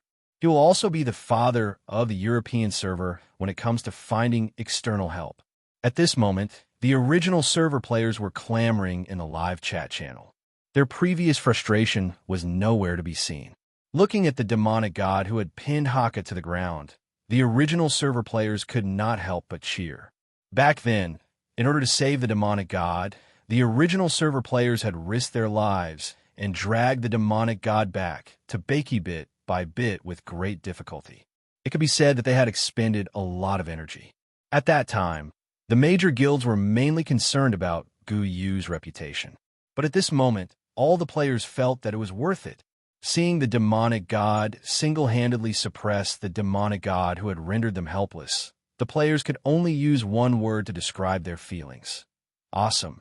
Since the demonic god had awakened and decided to take action, the original server players felt that Hakka could not stir up any more trouble. After all, the demonic god was a divine realm master, one level higher than the demigod Hakka. At this moment, the demonic god who was pressing Hakka's head with one hand turned to look at Gu Yu and the others in the distance. He said, "What are you going to do with this little worm? Demonic god boss, don't kill it yet. Beat it until it kneels and begs for mercy. We can't let it go so easily." Gu Yu and the others replied loudly, afraid that the demonic god could not hear them. The demonic god smiled ferociously and nodded. Then, he lifted Hakka up like a little chick. "I beg for mercy. I beg for mercy. Mighty God, please forgive my offense." Hearing that Gu Yu and the others wanted to beat it until it kneeled and begged for mercy, Hakka decisively begged for mercy. He did not want to miss any chance of survival. If it was not for the fact that he could not kneel, he would have knelt down first. Living in the land of Naraka, Hakka's rule of survival was that compared to life, dignity was something that could be abandoned at any time. It was not even worth mentioning. In Haka's opinion, the demonic god in front of him was even more terrifying than the ancient gods. If he could beg for mercy, so what if he knelt down? He could even kowtow. However, the demonic god did not respond to Haka's begging. At the same time, the demonic god's eyes were ablaze. He raised his fist and punched Haka's face. Suddenly, Haka's body flew backward and crashed onto the ground. This time, the defense that Haka was so proud of was no longer effective. Faced with the demonic god's punch, Haka only felt a burning pain on his cheek. At the same time, a strange force seeped into his body from the spot where the punch had landed. Suddenly, negative emotions began to grow in his mind. Haka tried to dispel the negative emotions, but no matter what he did, he could not do it. At this time, the demonic god approached him with large strides and punched his head so hard that Haka thought his soul was going to leave his body. At this time, the demonic god's second punch, third punch, and fourth punch came one after another. Although the demonic god did not use any Naraka spells and only used his physical strength, it was still not something that Haka could withstand. Under the constant attack of the negative emotions, Haka's body and mind were both ravaged. At this moment, his consciousness became hazy. At this moment, he recalled his childhood experiences of being bullied by his peers, being scolded by his parents, and even accidentally entering the realm of the gods and almost losing his life. Facing the demonic god, Haka was already terrified. Now, under the torture of the negative emotions, he finally broke down and cried loudly on the ground. Witnessing this scene, the expressions of the surrounding original server players were very excited. Crying? How embarrassing. Where's the arrogance of being invincible just now? However, the original server players did not feel the slightest bit of sympathy for him. After all, the North District of the Mansion of the Dead had been destroyed to this extent, and Haka was the main culprit. The demonic god had even less sympathy for him. His heavy punches continued to land, leaving Haka with a swollen face and a bloody nose. His cries became louder and louder until they were deafening. At the northern border of Baiki, after the army of European server players had assembled, they marched toward Baiki in high spirits. Previously, they had seen the scene of Abyss Dragon Haka successfully invading the Mansion of the Dead and wreaking havoc on the city from Reinhardt's live broadcast. At this moment, all the European server players were extremely excited. After 3 years of battle, they had always been suppressed by the original server. Now that they saw their players getting beaten up, it was a great feeling. Their trip to Baiki this time was to take advantage of this opportunity to wipe out Baiki, kill all the original server players, and achieve a glorious achievement of massacring a city across regions. In the eyes of the European server players, this would definitely become a legendary milestone in the history of the European servers battle. As for the participants, they would also receive glory that the latecomers did not have. Therefore, almost all the players in the European server responded to Li Xing's call and participated in this mobilization. As time passed, they were getting closer and closer to the Mansion of the Dead. From Reinhardt's live broadcast, they saw that the Mansion of the Dead's North District was in a mess. They could not help but smile. It was definitely a delightful thing to see one's opponent suffer a loss. However, the live broadcast was soon interrupted. Regarding this, Li Xing immediately contacted Reinhardt and asked him what was going on. Reinhardt, on the other hand, said that with many original server players rushing back from outside, the city gate was very unsafe. He had no choice but to retreat alone, or else he would be in danger. After hearing Reinhardt's reply, Li Xing immediately informed all the European server players through the regional live chat channel. However, even without Reinhardt's live broadcast, the European server players were still full of confidence.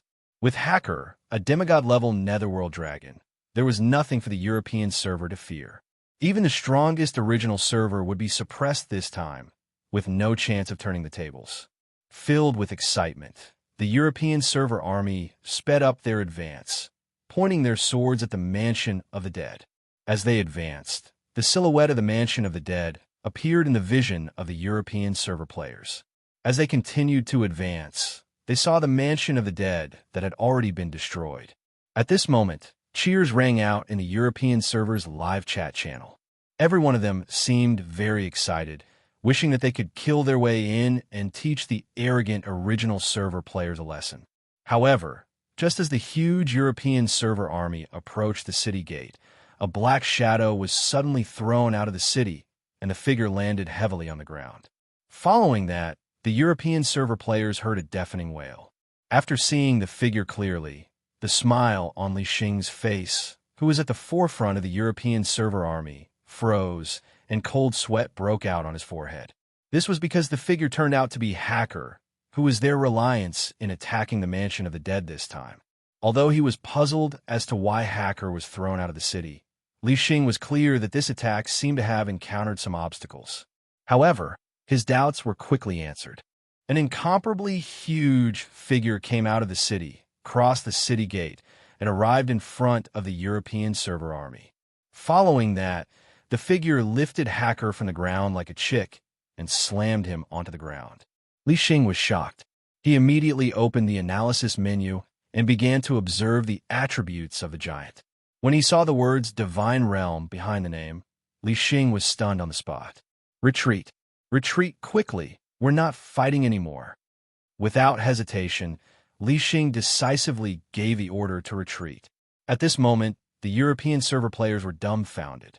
They could not understand what was wrong with Li Xing. However, when they saw Li Xing's detailed analysis of the demonic god in the regional chat channel, they began to run back without hesitation. F*CKU. How can we fight like this? Chapter 652. After seeing the demonic god's analysis menu, the European server's players lost all their pride. At this moment, they were worried that they would be massacred instead, let alone massacring the city. After all, the combat power of the entire European server combined could hardly fight against a demigod, not to mention a deity like the demonic god who had condensed a god seal. Therefore, without hesitation, the entire European server army began to retreat. The players took large strides and fled in panic. At this moment, the live chat channel was discussing how to defend against the original server's attack. Based on their understanding of the original server, this kind of humiliation was something that the server could not tolerate. They would definitely seek revenge. According to what Li Xing had said, as long as they succeeded this time, the original server would not be able to take revenge.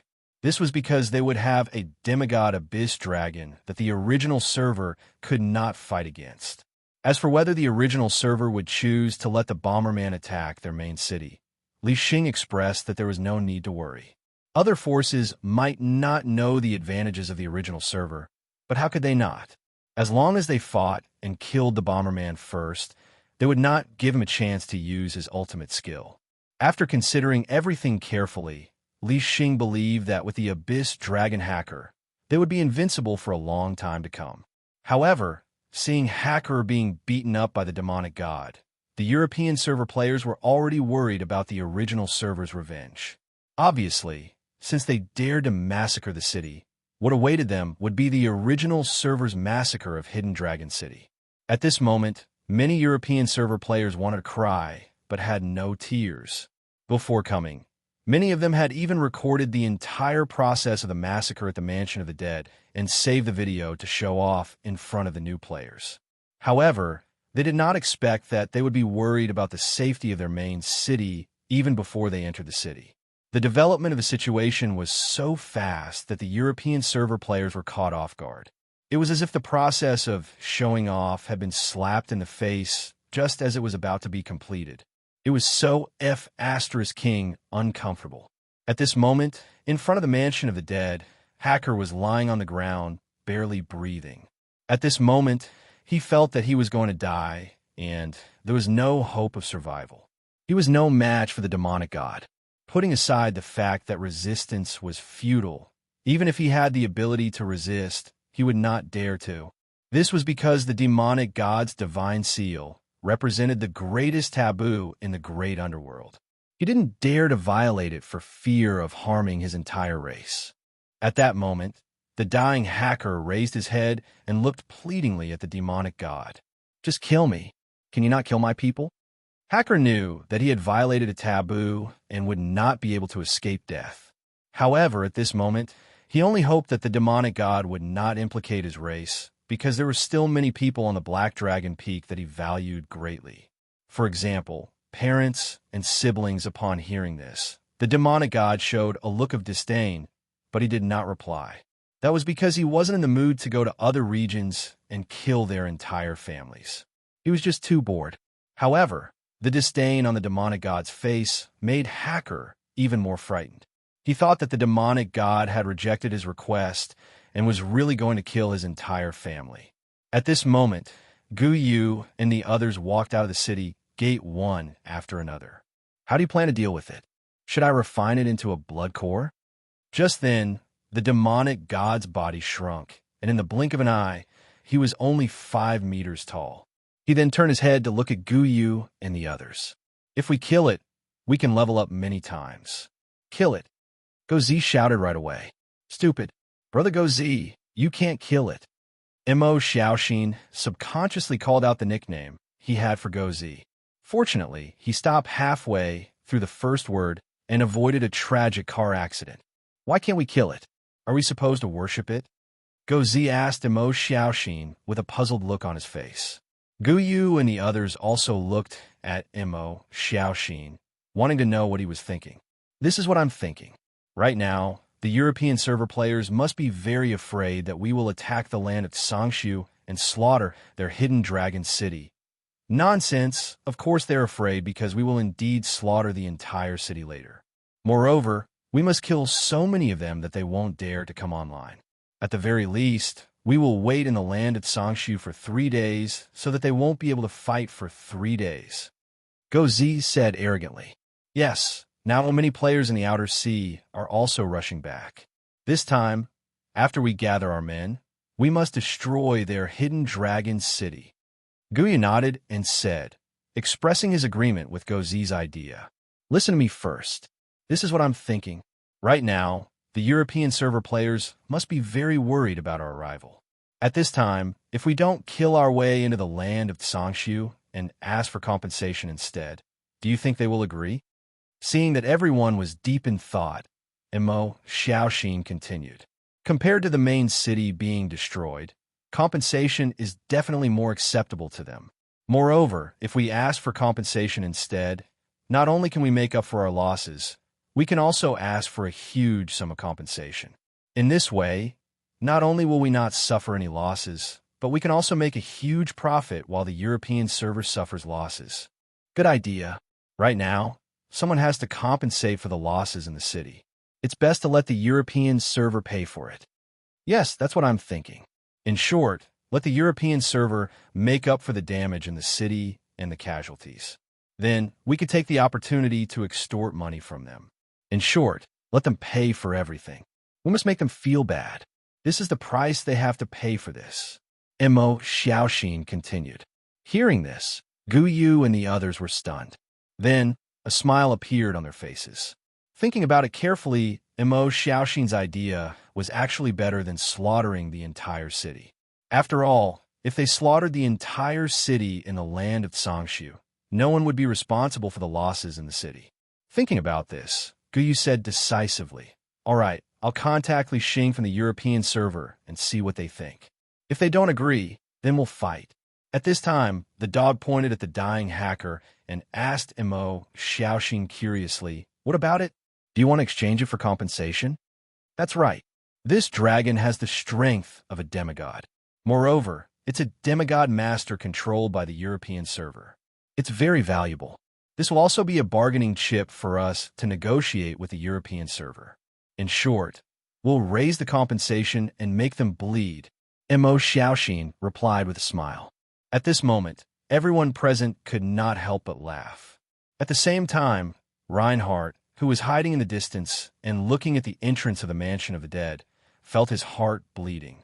Seeing Hacker on his last breath, he knew that his plan had failed. The whole process could be said to have gone for wool and come home shorn. Not only did he not get the mount, but he also lost all the materials he prepared to summon Hacker. Now, he was even about to face the revenge of the original server. It could be said that he had suffered a huge loss.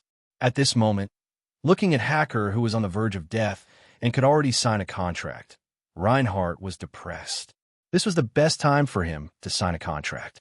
However, it was not the European server army that was controlling Hacker, but the original server. He did not dare to step forward at all. This was because the original server players would definitely not be courteous to him. With so many wall cheaters present, he would not be able to hold on for long no matter how strong he was. However, Reinhardt was very unwilling to leave just like that. He could only lie in a haystack and look at Hacker, who was on the verge of death, hoping that a miracle would happen. However, as time passed, Reinhardt did not get a miracle. Instead, he got a bill from Li Xing looking at the Netherworld dragon marked on the bill and a long string of zeros behind it. Reinhardt was dumbfounded. Where the F*CK do I get so many soul coins to buy a dragon? Can I buy it on credit? Chapter 653. He came and left in a hurry. The siege that the European server players thought was bound to win came to an end with the appearance of the demonic god. What awaited the European server players was the revenge of the original server players. At this moment, the European server players were extremely worried. They no longer went out to carry bricks, but hid in the main city, waiting for the arrival of the original army. At this time, Li Xing received a message from Guyu, indicating that they could settle this peacefully. However, Li Xing was not surprised. Instead, he felt that there must be a conspiracy. The truth was just as he had thought. Guyu then stated his request for a settlement and sent a bill at the same time. It listed the losses caused by the Mansion of the Dead in this battle and required the European server to compensate. The specific meaning was that a settlement was possible provided that all the compensation was paid in full. Li Xing felt a headache when he saw the list of compensation. At the same time, he felt extremely sullen. However, he still informed the guild masters of the European server of Guyu's request and discussed with them how to deal with it. At this moment, the guild masters of the European server were also extremely sullen like Li Xing. However, they did not blame Li Xing because before they went to Beiki, Li Xing had asked them if they wanted to carry out a city-wide massacre. This was also what they had agreed to, so they could not blame anyone. After some discussion, although the guild masters of the European server were helpless, they decided to choose a settlement and compensate at the same time. However, they encountered another problem when it came to collecting the compensation. The compensation was too high and all the guilds were still in the development stage. They had invested all their funds into life classes and other aspects, so they could not come up with the compensation in a short time. Under such circumstances, the guilds of the European server could only ask for help from the outside world. Li Xing was in charge of this matter. He specially opened a reward post on the European server forum, apologizing to all the European server players and explaining the problems they had encountered at this stage. After knowing the reason, many players who had a sense of belonging to Hidden Dragon City spontaneously tipped the post to prepare compensation for Li Xing. Although the compensation was high, it was not much when divided among the huge number of European server players. Soon enough, the compensation was collected. After that, Li Xing started a live broadcast and sent the compensation to Guyu in the form of an email to prove that he did not take a single cent of the reward and use it all as compensation. At the same time, Li Xing gathered all the guild members and pooled together a sum of money to pay for Hacker's redemption. He also sent the money to Guyu. Li Xing had only sent the bill to Reinhardt to scare him. As one of the most important members of his guild, Li Xing naturally wouldn't ignore him. Hence, he chose to redeem Hacker. Moreover, now that Hacker was on the verge of death, if Lionheart could form a contract with him, it would be of immense help to their guild. After Guyu received the compensation, he allowed Reinhardt to take Hacker away as promised. At the same time, he also stated that he would not march into the land of Sangshu this time, but if there was a next time, he would not be forgiven. Guyu's ruthless words stirred up the European server again. In fact, the European server players knew very well that the damage in the original server's battle city was definitely not as high as stated on the bill. The bill must have been multiplied several times before it was sent to them. However, they were in the wrong in the first place. In order not to be massacred, the European server players could only grit their teeth and accept the blackmail from the original server. But this hatred, they would remember. After that, the European server's upgrade craze began. His goal was very clear. Once he became stronger, he would defeat the normal server. To redeem himself, all of this was what Lu Wu wanted to see. Competition would allow the players to grow, and growth would also bring greater benefits. To Lu Wu, the loss in the North District of the Mansion of the Dead was nothing. The growth of the players was the key. At the same time, after experiencing the situation where the city gate was destroyed, many players in the original server also felt a sense of urgency. The desire to become stronger was just as fervent. An unexpected competition between the two servers gave Lu Wu an unexpected surprise.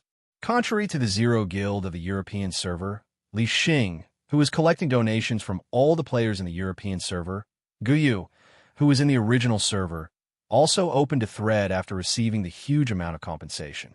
Come, let's celebrate. We'll open a thread to distribute wealth. Distribute 200 million soul coins, 100 per floor, until there's no more. Poster, Invincible Loneliness content.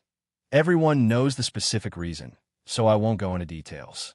This money doesn't belong to me anyway. After discussing with the presidents of the major guilds, we've allocated 100 million to repair the North District of the Mansion of the Dead. The rest will be distributed to everyone. First come, first served. 2 million per floor, until there's no more. This thread has an automatic reward function. Reply to receive the reward from the poster. Only Bakey Forum players are allowed to reply, and only once. Total amount of wealth, 200 million soul coins. Crayon_Shinchan. I own the first floor. Who can compete with me? Laughing emoji, automatically rewarded 100 soul coins by the poster. Invincible Loneliness. Of course the first floor is mine, haha. Automatically rewarded 100 soul coins by the poster. Brick Moving Little Fighter. Aha! I saw the wealth distribution thread when I opened it. I'm rich, and the first floor is mine. Automatically rewarded 100 soul coins by the poster. Left Pupil Little Nanny. Wow, 100 soul coins. This is the first time a newbie has encountered such a huge amount of money. Thank you, poster. Automatically rewarded 100 soul coins by the poster. Hungry_Mate1. I snatched the first floor on the spot. Bless all the Bakey players. Automatically rewarded 100 soul coins by the poster. Little_leaves. Yeah, this is the first time I snatched the first floor, and it's a wealth distribution thread. I'm happy. Automatically rewarded 100 soul coins by the poster. Men should play warrior. I could smell the soul coins when I saw the poster's name. I didn't expect it to be a wealth distribution thread. I decisively snatched the first floor and collected some money. Tongwaaki.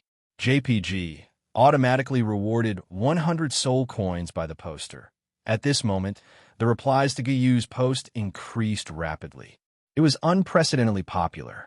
In just a minute, the post had reached the top 10 most popular posts on the main page of the forum. After the wealth distribution thread was made known to the players, they continued to flood in. Although the post had 2 million wealth distribution threads, it was not worth mentioning compared to the number of Bakey players. The 200 million wealth distribution thread was collected in less than 10 minutes. At the same time, the number of threads on the post had almost reached 4 million.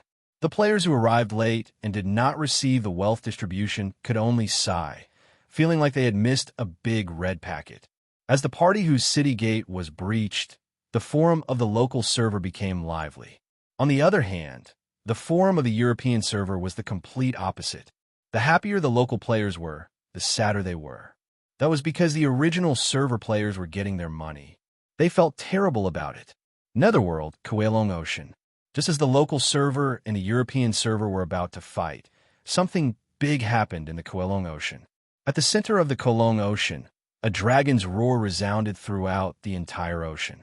A crimson flood dragon roared at the sky, its scales shining brightly under the sun.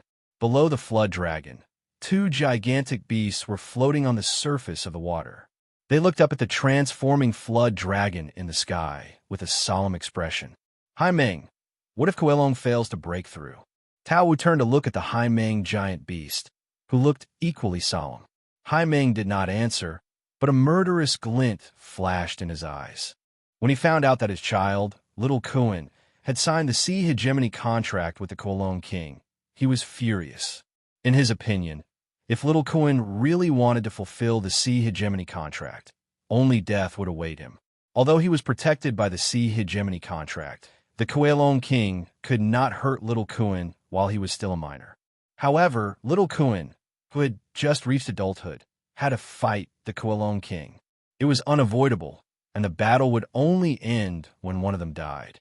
In Hai Meng's opinion, even if Little Kuan had great growth potential, how could he compete with the Kuolong king, who was about to break through to the divine state? There was no suspense in this battle. For this reason, Hai Meng and Tao Wu began to discuss how to help Little Kuan survive this disaster. After some discussion, they came up with two solutions. The first solution was to kill the Kuolong king. This way, the sea hegemony contract would automatically be cancelled, and Little Kuan would no longer have to fight the Kuolong king. However, this solution was not easy to achieve. Although they were both in the demigod realm, the Kuolong king was about to break through to the divine state. He could fight two enemies at once, so Tao Wu and Hai Meng had no confidence in winning. They dared not try this method unless it was their last resort.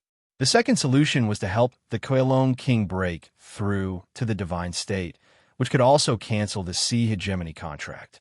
This was because the sea hegemony contract bound the overlord of the sea.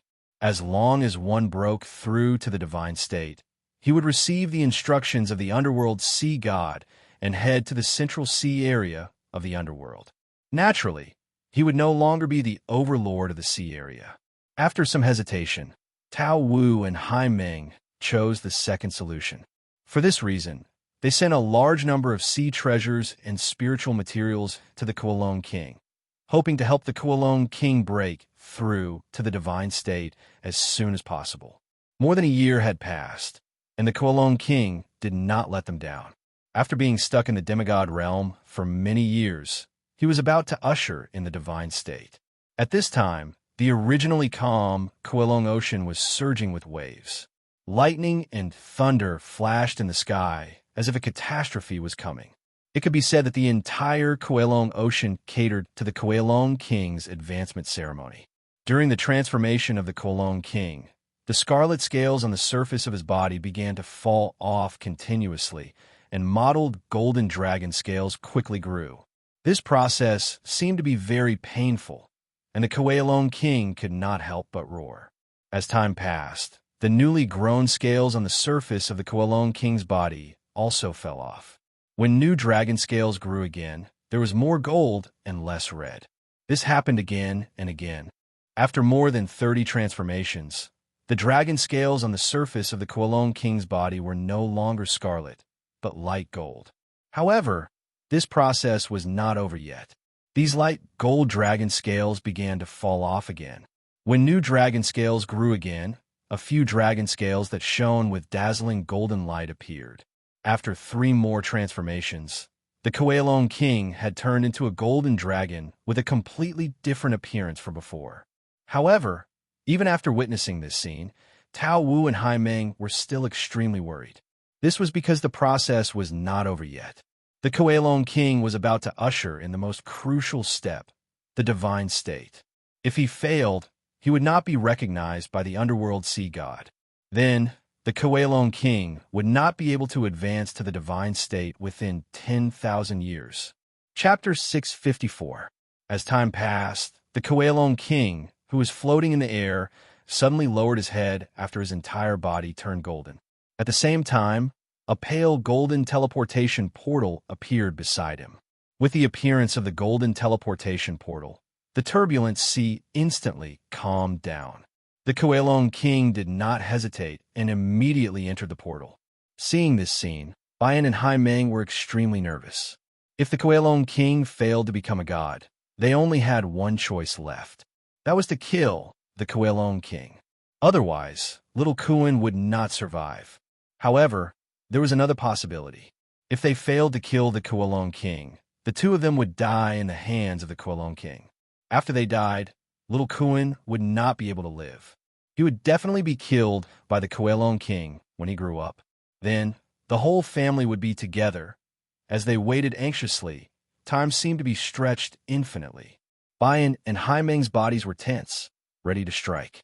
At the same time, the abnormality in the Kowloon Ocean attracted the attention of the major forces in the sea. At this moment, the major forces in the Kowloon Ocean sent people to investigate the cause of the abnormality in the sea. When they heard the news that the Kowloon King was breaking through without any hesitation, the major forces in the Kowloon Ocean chose to stop all maritime operations and recall all personnel outside. Although the Kowloon King, the overlord of the sea, had no dealings with them, this was the critical moment for the Kowloon King to break through to the divine state. If they were disturbed by the personnel outside the sea, they would have to bear the wrath of the Kowloon King. No one dared to take this risk, including the current strongest force in the Kowloon Ocean, the Mutesi Nation. After the Sea King heard the news, like the major forces, he quickly issued an order for all the members of the forces outside to return to the island and not to go out to sea. It was better to be safe than sorry. Under such circumstances, even the Sea King dared not take the risk. Although he had inherited the Shadow Legion and had many very powerful demigods and even divine state warriors, these warriors could not be used at this stage. However, these warriors could only be seen at this stage and could not be used. With the current comprehensive strength of the Mutesi Nation, going against the Kowloon King would only result in death. Under such circumstances, the Sea King naturally chose to hide. It could be said that the entire Kowloon Ocean had undergone a huge change due to the breakthrough of the overlord of the sea, the Kowloon King. At the same time, the Kowloon King, who was the focal point of the Kowloon Ocean, appeared in the hazy 6 paths of reincarnation after passing through the space tunnel. At this moment, it had completely lost the domineering aura it had when it was in the Kowloon Ocean. It was prostrating on the ground respectfully, waiting for the moment of apotheosis. On top of his head, a dark green scroll slowly unfurled. Then, spots of dark light sprinkled down and enveloped the Kowloon King. At that moment, Kowloon King suddenly felt an unprecedented sense of exhaustion. Gradually, it could not hold on any longer. Its body gradually relaxed and fell into a coma. While the Kowloon King was unconscious, a vague figure appeared beside him and pressed his hand on his head. With the sprinkling of starlight on the underworld god list, a consciousness broke through the Kowloon King's body and pierced into his soul. It began to examine the Kowloon King from the inside out. Becoming a god was the final threshold of the netherworld realm.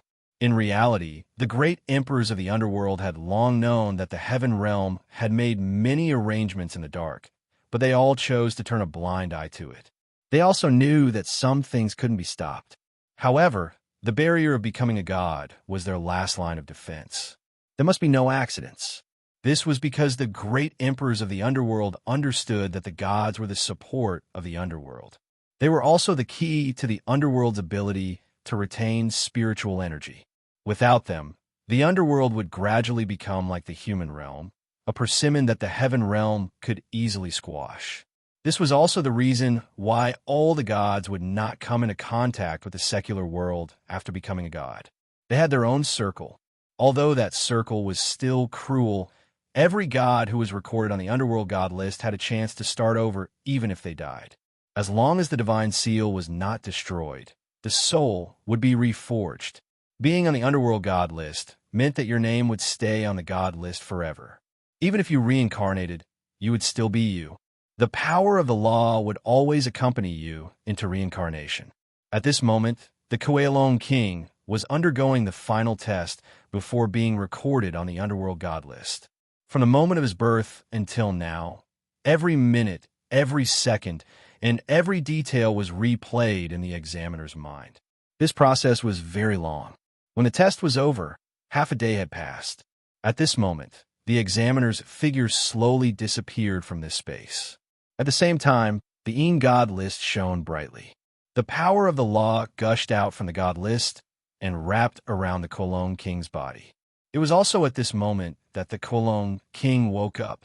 When he saw the power of the law wrapped around his body, an uncontrollable joy appeared on his face. This was because he knew that he had succeeded. He had been pardoned by the underworld sea god and obtained the opportunity to become a god. At this moment, the underworld god list slowly floated down and stood in front of the Kualong king. Then, in the Kualong king's eyes, a light spot lit up on the god list. As the light spot moved slowly, it outlined a glowing track. Soon, two glowing words were outlined. Kualong. He had officially become a god, and his name was on the god list. In an instant, the 3,000 power of the law wrapped around his body all rushed to the underworld god list, leaving only a fiery red ribbon of the law circling around his body. It gradually shrank into his body.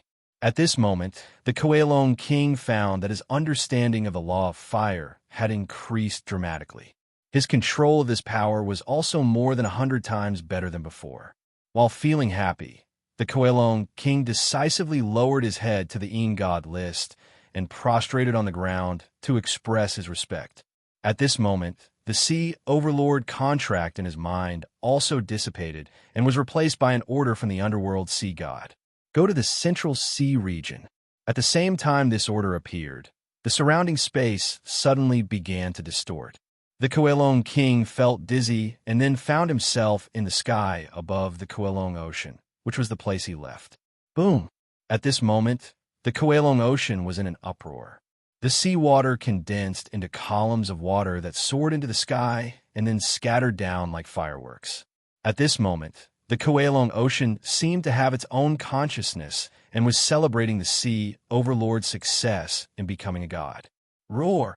Kualong also let out an excited roar at this moment. The roar shook the sky and spread throughout the Kualong Ocean. It made all the forces in the Kualong Ocean understand one thing. The Kualong king had become a god. On the ground, Tao Wu and Hai Meng's faces also revealed joyful smiles. At this moment, they sincerely congratulated the Kualong king for becoming a god. They were also glad that their child, little Kuan, had escaped death. As the water columns rose, the Kualong king, who had already transformed into a golden dragon, turned his head and looked at the sea region that had accompanied him for many years. A trace of reluctance flashed in his eyes. However, in the end, all the emotions in his eyes turned into determination. He then turned his head and flew to the sunset. His figure gradually flew away and became more and more blurry.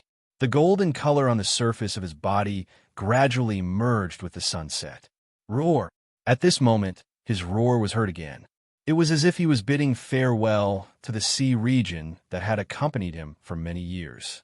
It was also as if he was bidding farewell to his past self. With his departure, the Kualong Ocean had turned a new page and opened a new chapter. It would also welcome a new owner in the future. Chapter 655. After the Kualong king left, the boiling Kualong Ocean returned to its usual tranquility. However, this was only on the surface. In reality, there were already undercurrents surging. The Kualong king's departure meant that the Kualong Ocean's overlord position was vacant. At this moment, a large number of marine creatures from the outer sea began to march towards the Kualong Ocean with their subordinates.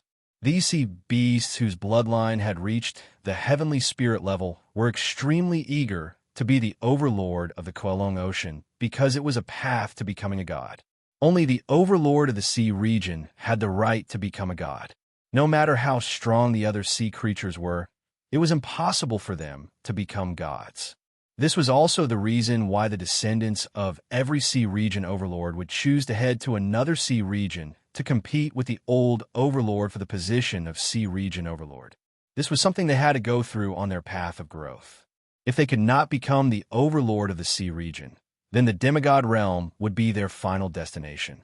However, the position of the overlord of the sea was limited, but the number of fish and sea beasts was extremely large. Under such circumstances, competition was the only way. Of course, apart from competition, there was also a shortcut. That was to wait for the old overlord of a certain sea region to ascend to godhood or die. This way, the sea region where the old overlord resided would become an ownerless land. This was also the easiest time to seize the position of overlord of the sea region. But such opportunities were too rare. This was because every overlord of the sea region had an extremely long lifespan. It was unrealistic to wait for them to die of natural causes. As for waiting for the old overlord to ascend to godhood, this kind of opportunity was also very rare. This was because not every overlord of the sea region could successfully ascend to godhood. However, such an opportunity was born in the Kowloon Ocean at this very moment. Many sea beasts that had waited for tens of thousands of years, or even hundreds of thousands of years, smelled the scent of opportunity. After the Kowloon king left, a large number of ferocious sea beasts began to head towards the Kowloon Ocean in an attempt to fight for the position of overlord of the Kowloon Ocean. However, at this moment, Swan Ni and Hai Ming chose to leave, returning to their respective seas, because he knew that this was going to be a place of trouble.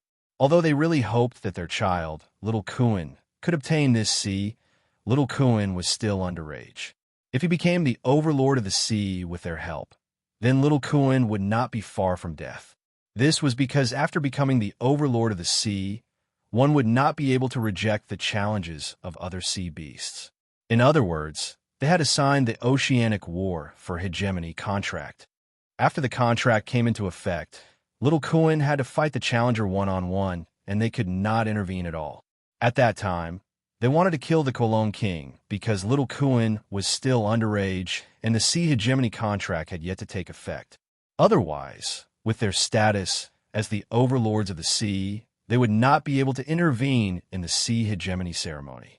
Now that the sea hegemony contract had disappeared with the departure of the Kowloon king, it was already a blessing for them. Not only did he avoid a battle with a powerhouse like the Kowloon king, but he also saved little Kuan's life. Therefore, they had no intention of interfering in this battle for the sea region and decisively chose to leave. At this moment, in the void ocean to the west of the Kowloon Ocean, a giant blue whale woke up from its slumber. At this moment, it sensed that the aura of the old overlord of the Kowloon Ocean in the east, Kowloon king, had dissipated.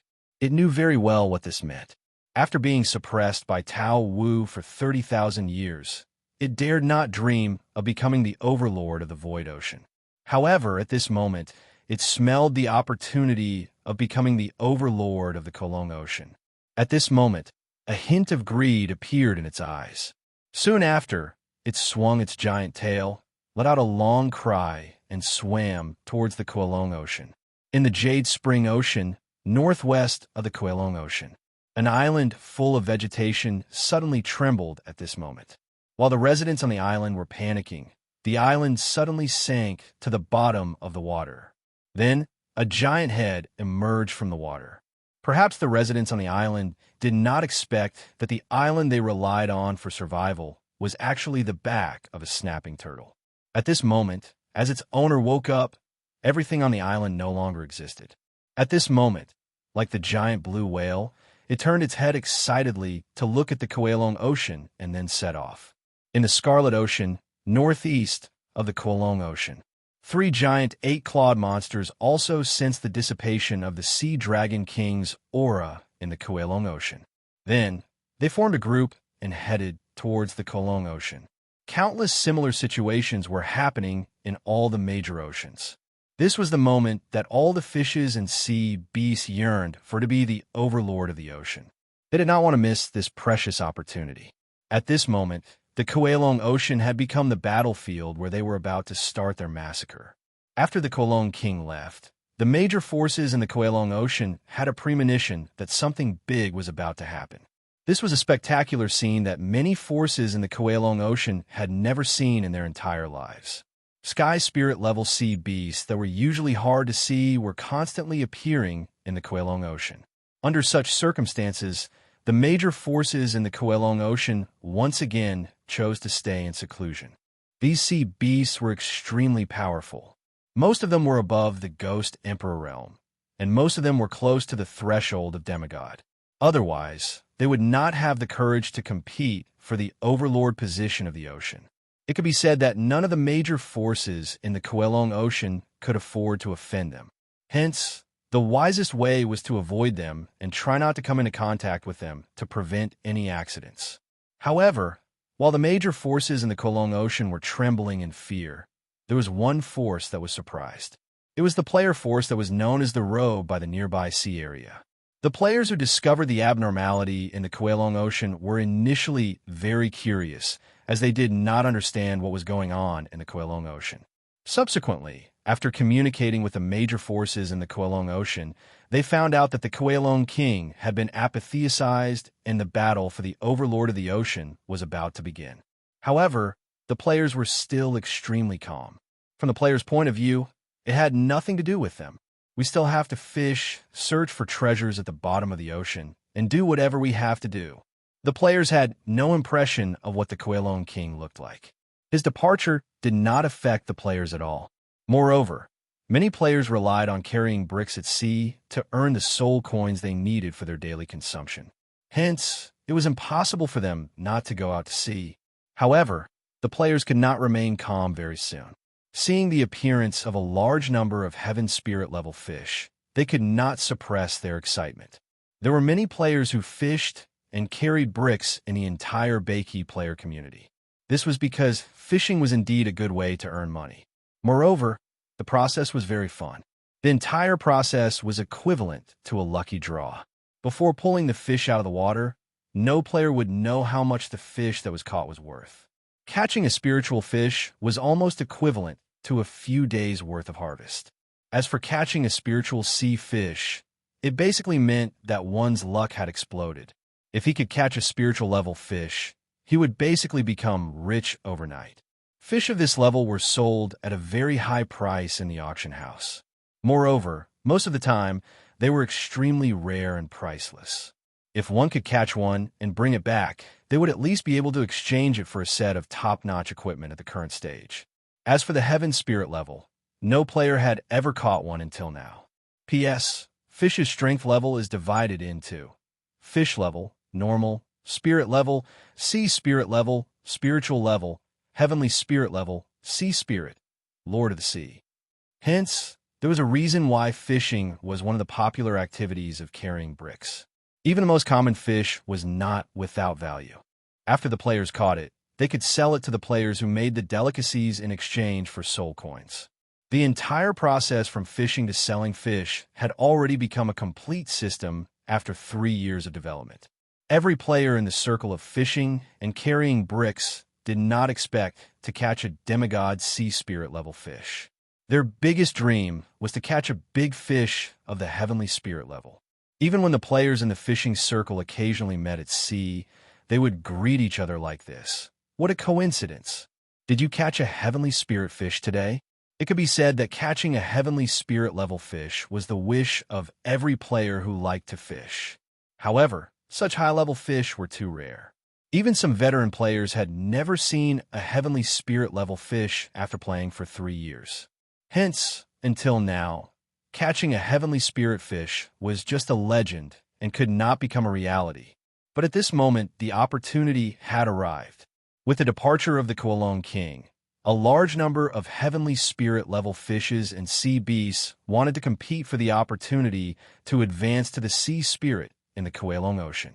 High-quality fish that were usually hard to see by the players were increasing in number in the Kolong Ocean. At this moment, the players and the forces in the Kolong Ocean were in a completely different mood. They were all very excited. Then, a post appeared on the forum, igniting the passion of the players for sea fishing. I will analyze the big incident in the Kolong Ocean. At the same time, I will point out that such a grand occasion might not be seen again in the future. So, everyone seize the opportunity. Original poster, Crayon Shinchan content. As a seasoned fishing player, I've caught all kinds of fish, from normal fish to psychic fish. When I was at psychic level, I had an accident and was swallowed along with the boat by that fish. So, don't doubt that I have the qualifications to write a guide. Next, I will first attach the market price of each type of fish as well as the fishing guide. Normal fish, 10 market price, 1 soul coin. Spiritual fish, 1 the average market price is about 120 soul coins. However, there are a few special types of spiritual fish that are priced above 250 soul coins. For example, the blue flametail fish that can be used to refine ice spirit pills, the radiant light fish that can be used in alchemy, and so on. The price of this type of spiritual fish is generally about double that of normal spiritual fish. Fishing guide. This type of fish can be found everywhere in the nearby waters. The shipping rate is relatively high. The coordinates of the areas where the fish are denser are as follows. The waters near Mwaj Island. The waters near Black Reef Island. The coordinates of Void Ocean, 224,245. These areas are easier to ship, but this is just my personal experience. There are many other areas where the spiritual fish are denser. These 11 areas are just for your reference. Fishing tools. Spiritual fish are basically as strong as ghost soldiers, or even weaker. So they don't need good fishing gear. The most common fishing rod in the mall that costs 10 soul coins will do. The same goes for bait. Spiritual sea fish, one market price, around 2,000 to 5,000. It depends on the quality of the fish. The price fluctuates quite a bit. Fishing guide. This type of fish is relatively rare. The stronger ones are already close to the Ghost Commander level. If you don't have the ability, don't consider fishing for spiritual sea fish. Of course, there are exceptions. There are a few spiritual sea fish that are very weak. They're not even as strong as normal spiritual fish, such as the AO fish. However, the recommended level is between 50 to 100. As for the specific location of the branch, I know about 2 of them. I'll share them this time. 1. Void Ocean, west of Green Radish Island. There is a school of black spirit fish. Friendly reminder, the black spirit fish here are below level 90. If you manage to fish for them, you will only be eaten unless you have very good equipment or have teammates to help you. 2. Coelom Ocean Coordinates, 123, 415. There are 2 schools of sea spirit fish here, namely steelwood fish and golden cicada fish.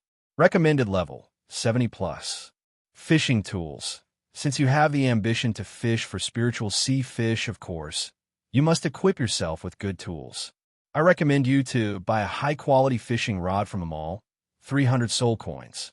The bait must not be shabby. Otherwise, the spiritual sea fish will not bite the bait. Instead, they will despise you for being poor or funny. However, I have a method to make bait.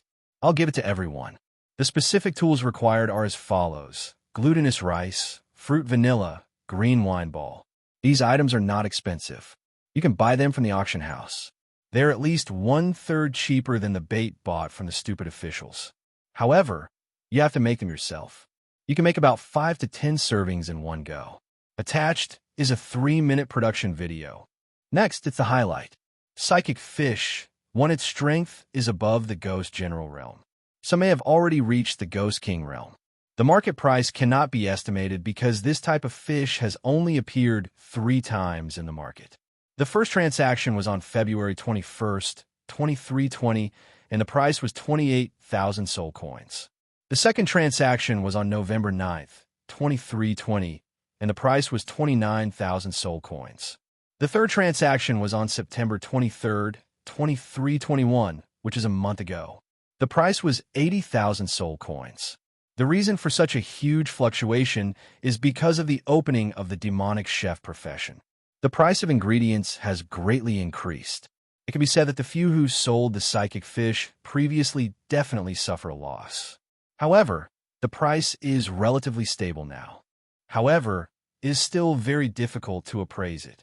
I think it is better not to sell the psychic fish for less than 80,000 soul coins because it is too rare. Thinking about how I missed a psychic fish last time, my heart is bleeding. However, what can I do if I can't defeat it? Lowly. Fishing guide. No guide, it all depends on luck. Fishing tools. 2,000 soul coins in the shop. Super fishing rod. If you are very rich and fishing purely for fun, you can ask Tongwa to customize a fishing rod. The cost is more than 10,000 soul coins. Laughing emoji. As for bait, you can choose the most expensive one in the shop. You can also make bait with your own spiritual materials. Of course, you can use spiritual fish as bait because the psychic fish eats fish too. Laughing emoji. Divine spiritual fish. 1. The market price cannot be estimated. Until now, no player has ever caught one. However, it is said that a player from the European server managed to catch one. However, he had the same experience as me. He was swallowed along with his boat and missed a chance to get rich, laughing emoji. Fishing guide. None fishing tools. Although the super fishing rod is not a problem, it is better to ask Tongwa to customize it because the super fishing rod may not be able to withstand it. Ocean Spirit, 1 Do you want to catch Tao Wu? This is not something we can handle at this stage. Laughing emoji. Fishing tools. What fishing tools? Eat your farts. The above is my summary of the plan. Next, I will talk about my opinion on the appearance of a large number of high-level fish in the Kowloon Ocean. Just like the title, this is a rare opportunity.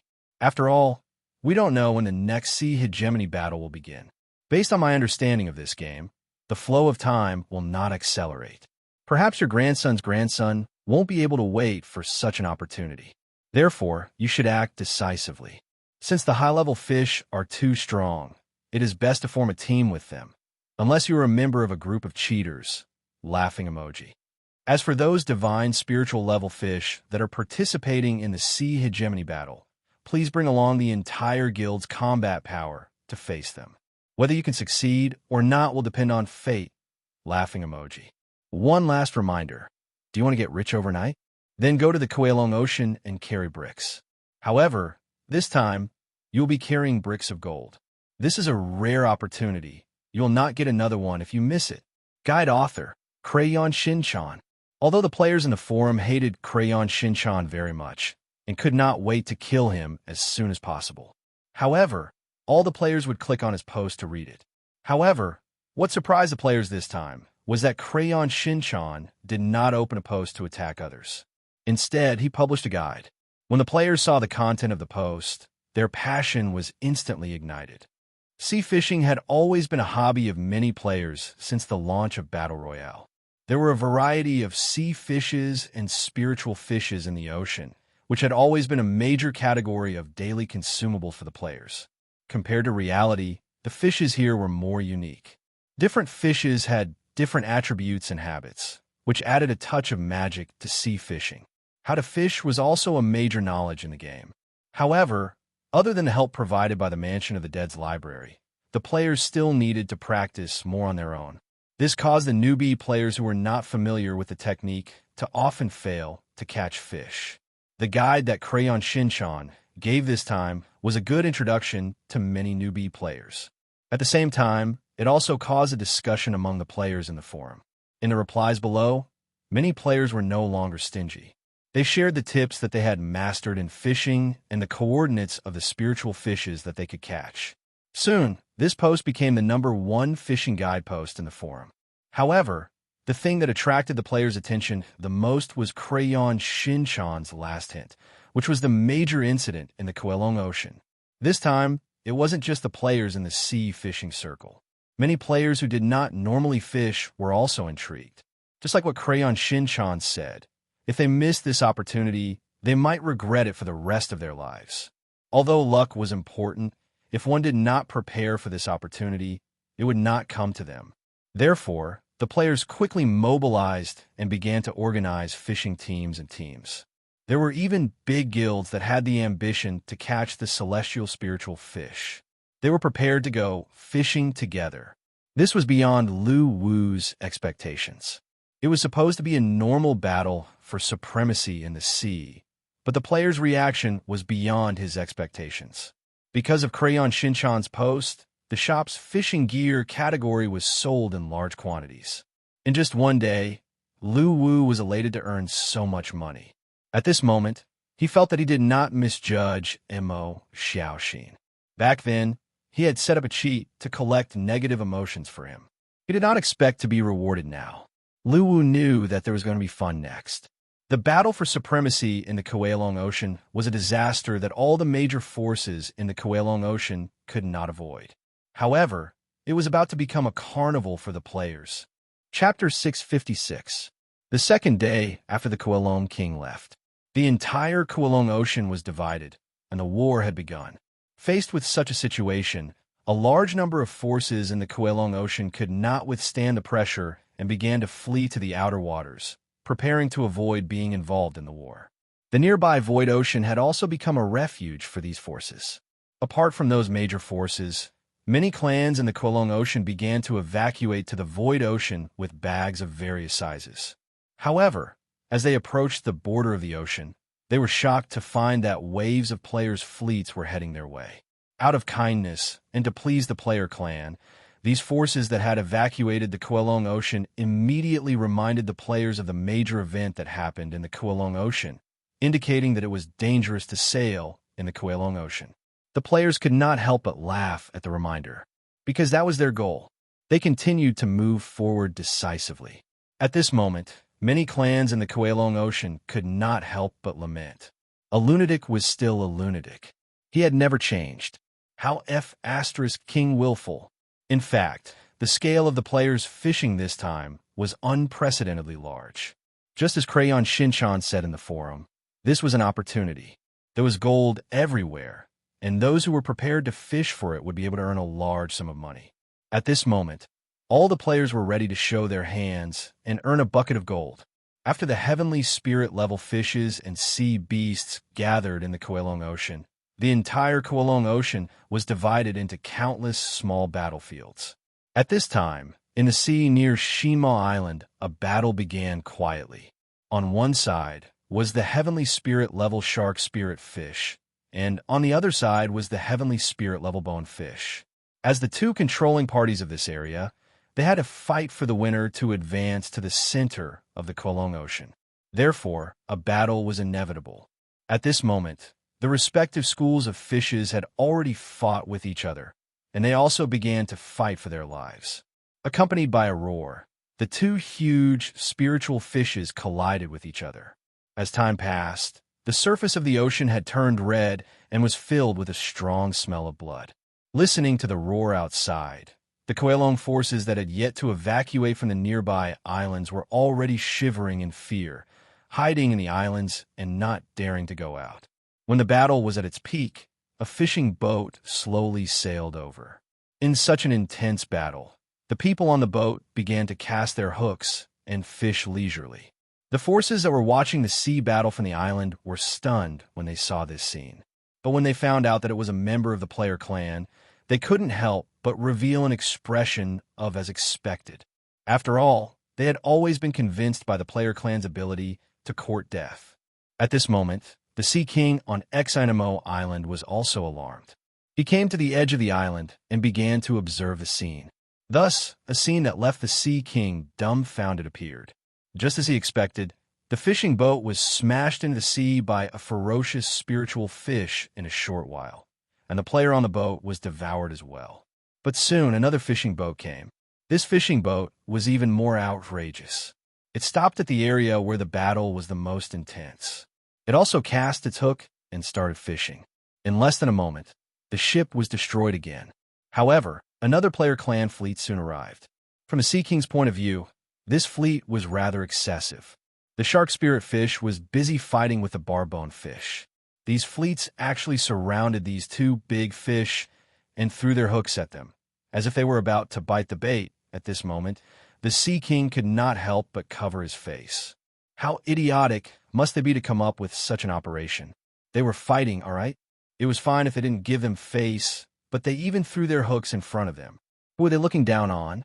As expected, this fleet was annihilated by the two enraged heavenly spirit-level marine fish. But soon, the players let these two big fish know what it meant to have an endless stream. One batch after another died, and in the end, the Sea King was speechless. At this moment, there was only one thought in his mind.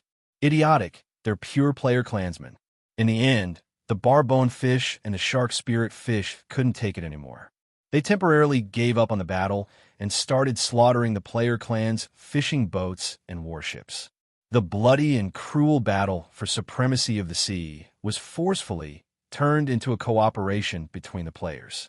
Batches of player clan warships and fishing boats arrived one after another, making it impossible for these two sea beasts to fight properly. This was because every time they started fighting, there would always be a new player clan ship sailing over from afar, fishing unscrupulously and challenging their dignity. The two heavenly spirit-level marine fish were also tormented internally. The Sea King and his subordinates who watched the entire process were completely numb. Regarding the idiocy of the players, they had nothing but admiration for them. After all, they knew that only the player clan dared to risk their lives for the sake of idiocy. However, what the Sea King didn't know was that such a scene was happening in every corner of the Kowloon Ocean. Although the battle for supremacy was very intense, the scene would always change whenever the players arrived. You guys can fight, we'll fish. This was the mentality of the players at this moment. Although most of the ships were destroyed, there were also successful players. They would post screenshots in the regional channel and share their joy to stimulate more players. Hence, a large number of ships set off from the Lioli coast and headed to the Kowloon Ocean. At this time, other ways to earn soul coins were not as practical as fishing in the Kowloon Ocean. Because the area was filled with spiritual fishes, it was simply a gold mine full of temptation. At this time, not only were the Baykey players going crazy, even the neighboring European server was the same. Seeing that the players from the original server were going to the Kowloon Ocean to pick up money, they were also envious. One after another, they expressed that they wanted to go too and began to organize their manpower. Many rare fish species that once required a few days or even a few months to catch were now at their fingertips. Although there were risks, the risk of death was not a threat to the players at all when the rewards were high.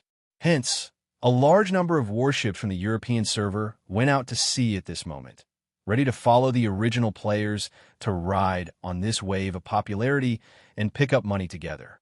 As time passed, the party in the Kowloon Ocean continued to increase in popularity.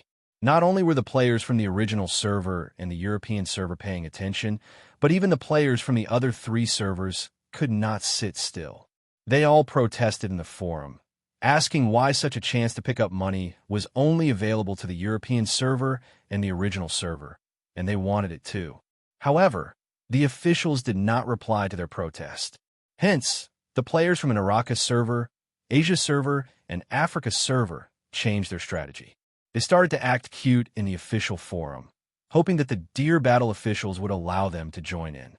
In order to achieve their goal, the dog officials that they usually talked about had now become the Deer Battle officials. Regarding this, Luwu only had one thing to say: hypocrites. However, after investigating the situation in the Kowloon Ocean, Luwu also had the idea of letting the players from the other three servers join in. This was because the players from the original server and the European server would not be able to eat such a big cake. Many of these heavenly soul-level beasts were creatures that had lived in the underworld sea for a long time. They were extremely powerful, and it would be difficult for all 5 servers to eat this cake, even if they joined forces. It would be a complete waste of resources to rely on the original server and the European server. After some hesitation, Luwu still chose to start the event. At this moment, a game notification rang in the minds of all the players' frowny face server announcement. The cross-server fishing competition begins now. During the battle for supremacy in the Kowloon Ocean, the fish caught by the players will be counted into points, and the rewards will be distributed according to the server ranking. The points were as follows: normal fish, 5-point spiritual fish, 50-point spiritual fish, 500-point spiritual fish, 5,000 points heavenly soul fish, 50,000 points. The current ranking of the servers was as follows: Baykey Camp, 0 points Songshu Camp, 0 points Hell Camp, 0 points Devil Spine Camp, 0 points Tribal Camp, 0 points. As the game notification rang, the teleportation notification rang in the minds of the players from other servers other than the European server and the original server. This teleportation was different from the previous ones, as there was no time limit. In other words, as long as they were online, they could click on the teleportation function at any time. At this moment, the players from the other 3 servers were excited. At first, they thought that the damned officials would ignore them since they did not receive any feedback, but they did not expect them to start the event quietly. Hence, a large number of players from other servers teleported to the Kowloon Ocean. At this moment, the Kowloon Ocean was completely lively, as many players who came from other servers did not even buy any fishing gear when they arrived. They were suddenly in a dilemma as they looked at the dense shoals of fish on the surface of the ocean. As a result, a showy move was made. The live chat channels of all the servers were in an uproar. "Look, The Mother asterisk King Hell server is cheating again. They actually fried fish this time. Is this F asterisk King fishing? This is against the rules, isn't it? Does it count as an event point? Fishing? Screw you. We don't even have fishing gear. How are we supposed to fish? Brothers, dive into the ocean and let's catch fish. Only fools fish. Bastard, this fish has already bitten my bait, and you're trying to steal it? XX, I'm stealing from you. Trash server, go to hell. I'm not fishing anymore. Brothers, coordinates XXX, XXX.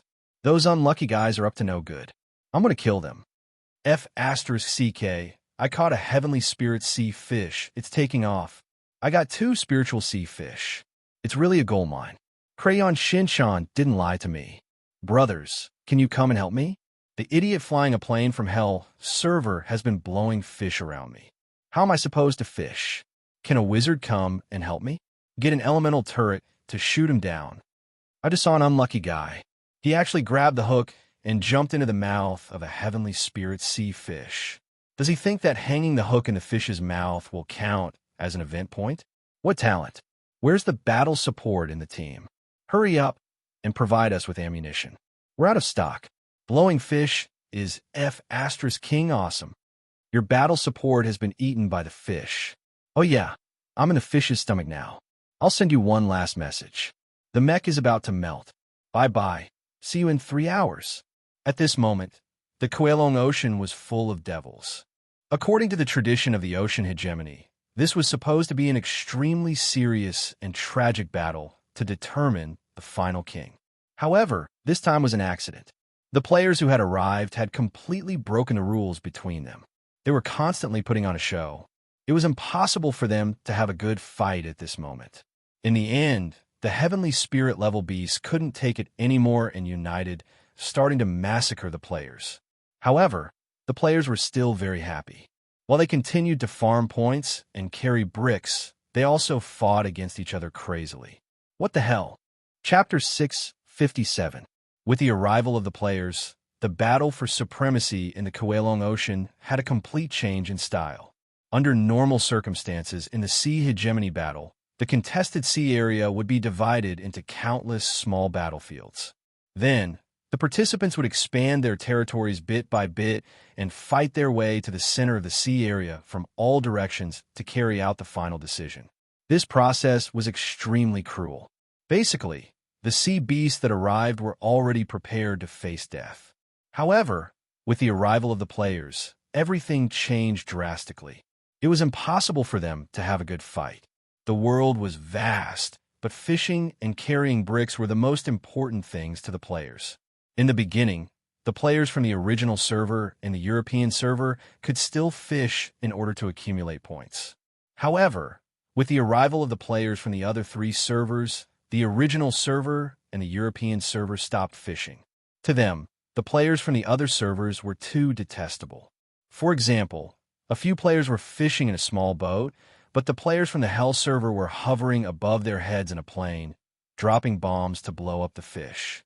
There were even players from the Hell server who took out the newly developed plasma cannon and started electrocuting the fish without restraint.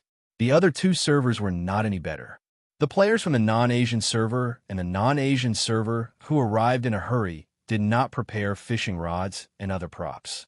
Hence, they jumped into the sea and started catching fish. This interfered with the normal fishing experience of the players from the original server and the European server. Therefore, a war inevitably broke out. The players from all the servers started their daily quarrel again. They only had one thought in mind.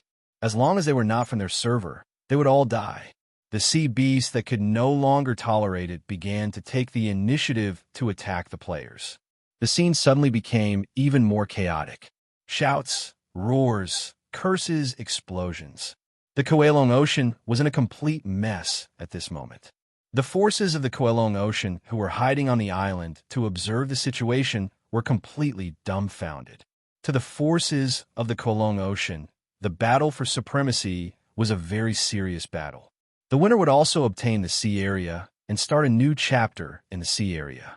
However, with the addition of the players, the war couldn't go on at all.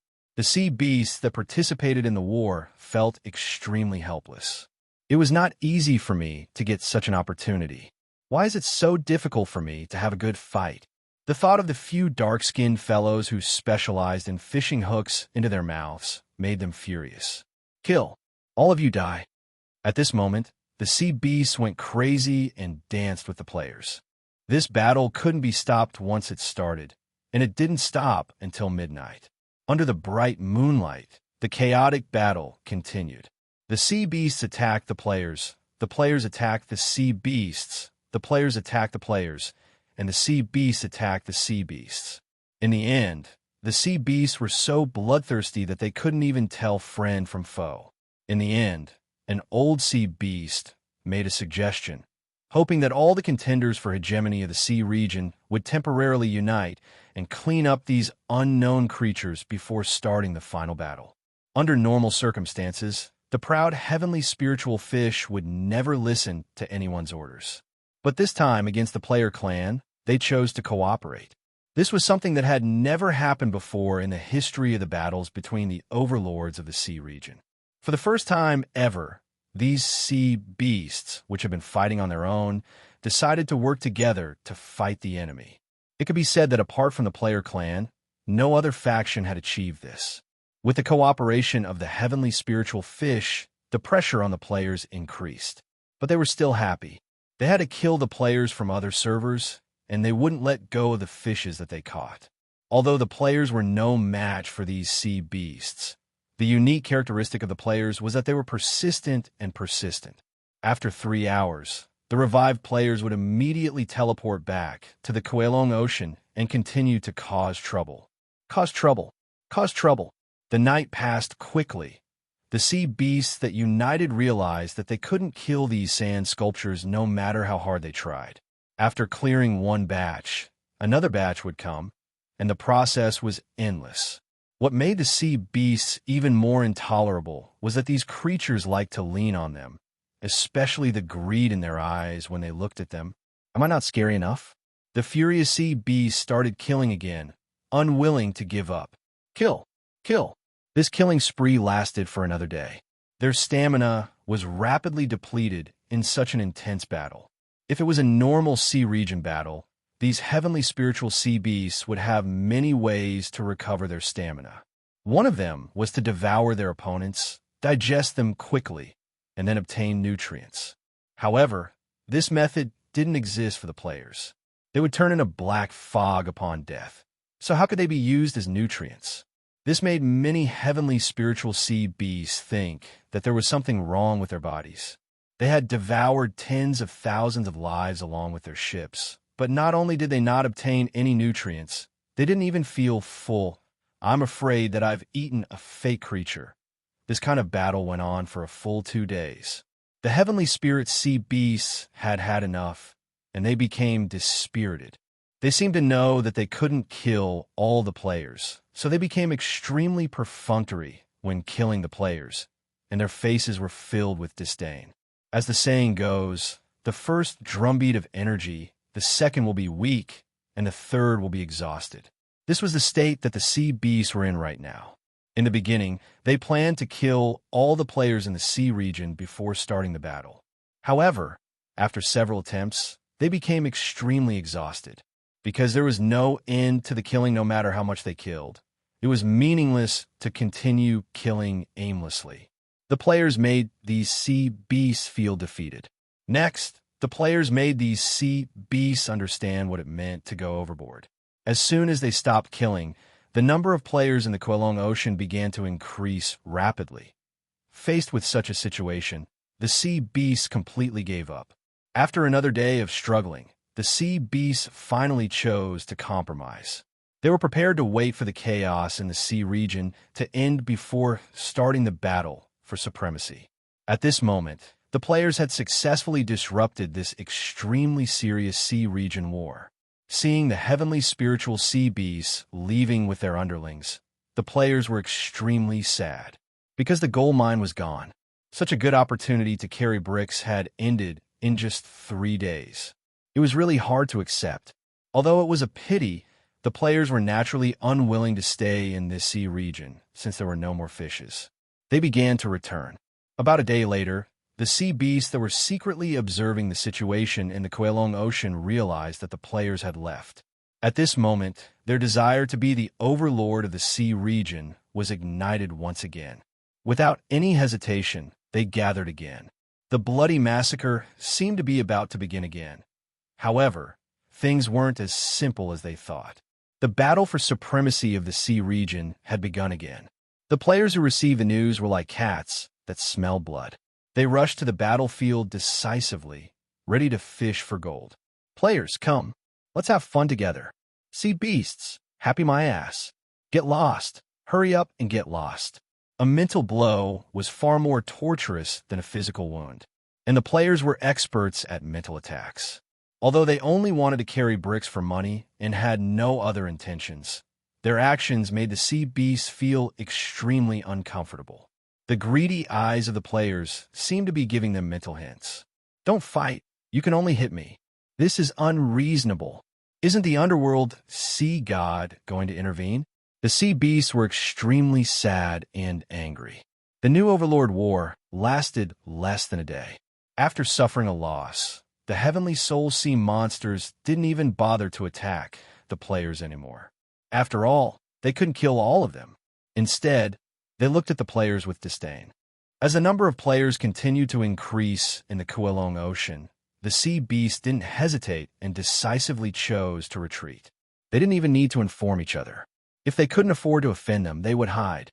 This made the players of the 5 servers depressed. This time, the gold-moving event ended in just one day. It was 3 times shorter than the previous event. The players who were unwilling to give up kept their warships and secretly stationed on the nearby islands, waiting for the next battle for supremacy. At least they were sure of one thing. Since the damned official event hadn't ended, it meant that the gold mine could still be moved. However, the sea beasts were extremely vigilant this time. They observed outside the Kowloon Ocean for half a month and even swam to the border several times to test the waters. After confirming that the player family had really dispersed, they charged into the Kowloon Ocean with ferocious expressions, ready to start another massacre. However, when they each occupied an area, the players who had been hiding on the nearby islands for a long time jumped out before the battle even started. Players, come on, bro. Sea beasts. Many sea beasts who were initially full of ambition and were willing to sacrifice their lives for the sake of becoming stronger had completely broken down. F***CKU. Whoever wants to be the overlord of the sea region can go ahead. I'm not going to entertain you. You're amazing. If you're not leaving, I'm leaving. The sea beasts who had broken down had no intention of continuing the battle. They didn't even need to kill each other this time. Seeing the players coming from the nearby islands, the sea beasts exchanged glances with the players. From the other party's gaze and movement, they could roughly understand what the other party wanted to do. At this moment, there were only 2 words in the sea beasts' minds. I'm leaving. The first battle lasted for 3 days, the second battle lasted for 1 day, and the third battle for supremacy ended just by exchanging glances. Seeing this scene, the players instantly cursed. They even wanted to question these heavenly spirit sea beasts. Do you have ambition? Do you have dreams? What's the difference between a fish that doesn't want to become an ocean spirit and the overlord of the sea region and a salted fish? If the heavenly spirit beasts heard this, they would definitely give the players an answer. I'm just a salted fish that doesn't want to improve. Don't stop me. I'm leaving today. I don't want this lousy sea region, even if it's for free. Looking at the gold mines moving further and further away from their sight, the players beat their chests and stomped their feet, hating the fact that they didn't reap a fortune. Thinking of this, they immediately picked up their weapons and started hammering the players from other servers around them. It's all your fault. F***CKU. If it weren't for you, I would have been rich. Hence, the war began. However, this time, it was between the players. Chapter 658. The battle for supremacy in the Kowloon Ocean finally came to an end with the departure of the sea beasts. At the same time, the players' quarrel also came to an end with the notification of the end of the event. Apart from the original server and the European server, the players from the other servers returned to their own servers reluctantly. Especially the players from the Naraka server, they were extremely reluctant to leave. They fought the battle ferociously. Looking at the environment of the original server and the European server, the blue sky, the mountains, the rivers, and the islands, it was impossible for them not to be envious. After all, the environment of the entire Naraka server was quite harsh in comparison. Especially the Blue Valley ruins, it was a wasteland. Everything was dilapidated, and the surrounding area was filled with volcanoes and magma. It was not that the Naraka server did not have beautiful environments, but such places were usually occupied by extremely powerful creatures. It was unrealistic for the players from the Naraka server to seize the territory from these creatures at the current stage. With such unbalanced emotions, the players from the Naraka server attacked viciously. They all had the same mentality: I'll let you live a good life, die. Although the event had ended, there were still many players from the original server and the European server who were unwilling to leave after tasting the sweetness and stayed for a few more days. However, this time, the sea beasts did not return, as if they had given up fighting for the sovereignty of this ocean. In the end, the players accepted this helpless outcome. At the same time, they hoped to see such a scene again in their lifetime and continue to earn some money from it. This outcome was something that the forces in the Kowloon Ocean did not expect. After this incident, they realized a very serious problem.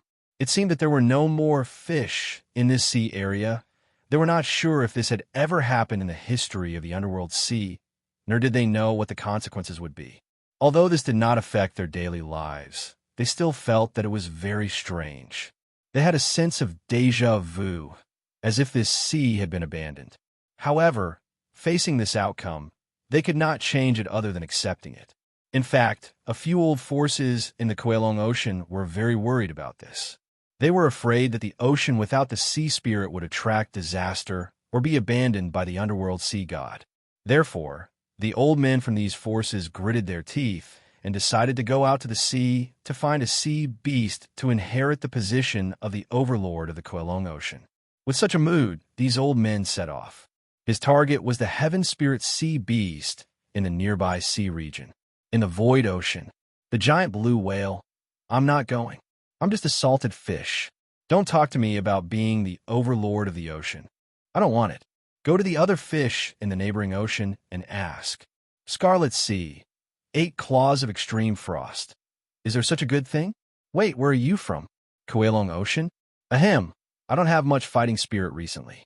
I just gave birth to a few hundred children, and I have to take care of them. Why don't you go to the neighboring sea area and ask the old turtle? Jade Spring Sea, Psychic Turtle, Scram. I'm just an island. Don't talk to me about being the overlord of the sea. I'm going to sleep. If you disturb me again, I'll eat you. This kind of answer kept repeating in the nearby waters. After searching for a while, these old fellows returned to the Kowloon Ocean dejectedly and accepted a fact. It seemed like there would be no more sea spirits in this sea region. As for how long these days would last, they did not know. They only hoped that the sea region where their race lived and thrived would welcome a new ruler as soon as possible. As for the player clan, these old fellows were rather resentful. However, they did not dare to say it out loud. For the sake of their lives, it was better to hold it in. After all, if they went crazy, it would be a small matter if they lost their lives, but it was possible that their entire race would be in disarray. With the end of the battle for supremacy of the sea region, the players' lives returned to normal. However, compared to before, the number of brick-moving players who used fishing to earn soul coins had increased a lot. Other than the impact of the major incident in the Kowloon Ocean, this was also greatly related to Crayon Shinchan's detailed fishing guide. High-level guides would always give rise to many followers. For example, Bakey's earliest method of leveling up by trapping. At that time, this method of leveling up was originally used by the assassin players. However, after seeing the efficiency, the mage players who lived in the sewers at that time also followed suit and completely gave up on their original method of leveling up. It was the same this time. Crayon Shinchan had already planned out the specific location and the tools to use for fishing. Hence, many newbie players needed to explore in advance, but they could just use it directly. Therefore, Many players who did not have the strength to carry out other brick-moving activities began to go out to sea and embark on the path of sea fishing and brick-moving. It could be said that Crayon Shinchan had started a small-scale craze for fishing and brick-moving. However, some interested players on the forum had recorded Crayon Shinchan's post. This was because they believed that this would be an important clue to solving the biggest unsolved case in the forum, the mystery of Crayon Shinchan's true identity. In response, some bounty hunters were prepared to focus on the sea fishing crowd, especially the few locations marked in the post. However, how could Mo Xiaoxin, who had always been cautious, not have considered this point? Brick moving? I'm already a partner in the Soul Prayer liquor business. Why would I still need to carry bricks? That's only for low-end players. I'm a high-end player now, so carrying bricks is beneath me. Before the detailed fishing and brick-moving tutorial was given the post, Mo Xiaoxin had already considered this problem. It was not that he had given up on sea fishing, but that sea fishing would only be his hobby from now on, and it would no longer be a bitter brick-moving activity. Hence, it was impossible to find him using the coordinates he provided to find clues. Mo Xiaoxin was extremely confident about this. After all, everyone now had these coordinates, so the number of players fishing in this area was not small. It would be extremely troublesome to filter them out. Moreover, how could he not have a backup plan and share all the coordinates he knew? He must have left behind a few coordinates that he often went fishing at. Hence, the actions of these bounty hunters were really ridiculous to him. However, his recent contact with Gu Yu and the others made Mo Xiaoxin feel like a sheep mixed in a pack of wolves, and he would be devoured at any time. However, until now, he had disguised himself well and had not been suspected. He was even considered a very humble and polite person by Gu Yu and the others. They did not associate him with the arrogant and domineering Crayon Shinchan in the forum at all. Hence, from Crayon Shinchan's point of view, even the wall scammers hadn't found him. It was too much of a joke for a few rotten potatoes and rotten eggs to want to take his life. This arrogant mood lasted for about a week until his mother sent him a life-threatening message. Only then did Mo Xiaoxin restrain himself. This was also what Mo Xiaoxin felt the most helpless about. There was only one person in this world who could restrain him, and that was his mother. Although the business of the soul-praying wine had started, and there would be high returns in the future, Mo Xiaoxin was still worried. This was because he could get about 7,000 soul coins from selling a bottle of wine. It was still too far for him to earn 10 million soul coins. Most importantly, even if the players could earn soul coins faster in the future and the soul-praying wine would sell well, because of this, Chu Zue was the only one who could brew the soul-praying wine at this stage. His energy was limited. If he did not train his disciples, the income from selling the soul-praying wine would be limited. It was not that he could earn more if more players wanted to buy it. It depended on whether he could brew it or not. Due to these factors, Mo Xiaoxin felt that the road to redemption was long. However, there was not much time left for him. Beiki, Mansion of the Dead. Half a month had passed since the big incident in the Kuelong Ocean. Recently, the players had begun to actively prepare for war. This was because their expedition was about to begin again. During this time, the officials started an event called Conquering the Endless Forest. At the same time, there was one more active NPC in the Mansion of the Dead. The specific content of the event was to kill the zombie warriors and obtain points. The players could then use the points to exchange for rewards at the event NPC. This was a big surprise for the players. From the players' point of view, the stingy officials would only release a wave of activities during the event period. It was almost impossible for them to release welfare activities during normal times. However, this time, the stupid officials had unexpectedly started an event. The players had never been soft-hearted towards the exploitative officials. They were actively preparing for it. Part of the reason why the players were determined to wage a war against the zombie clan was related to the awakening of the demonic god. Initially, the players had different opinions about the demonic god. Some players even thought that the rescued demonic god was a complete burden. However, after the siege of the European server, the players no longer had such thoughts. If it weren't for the demonic god, the European server sneak attack would have embarrassed them in front of the entire server. Therefore, the players were filled with gratitude towards the demonic god. It was not only because of Guyu's personal reputation that they kept the demonic god alive. Previously, after the demonic god had awakened, he had been recuperating in the mansion of the dead. Although the soul-praying wine had healed the damage to his soul, his physical injuries had not healed. However, at this moment, the demonic god's injuries had mostly healed.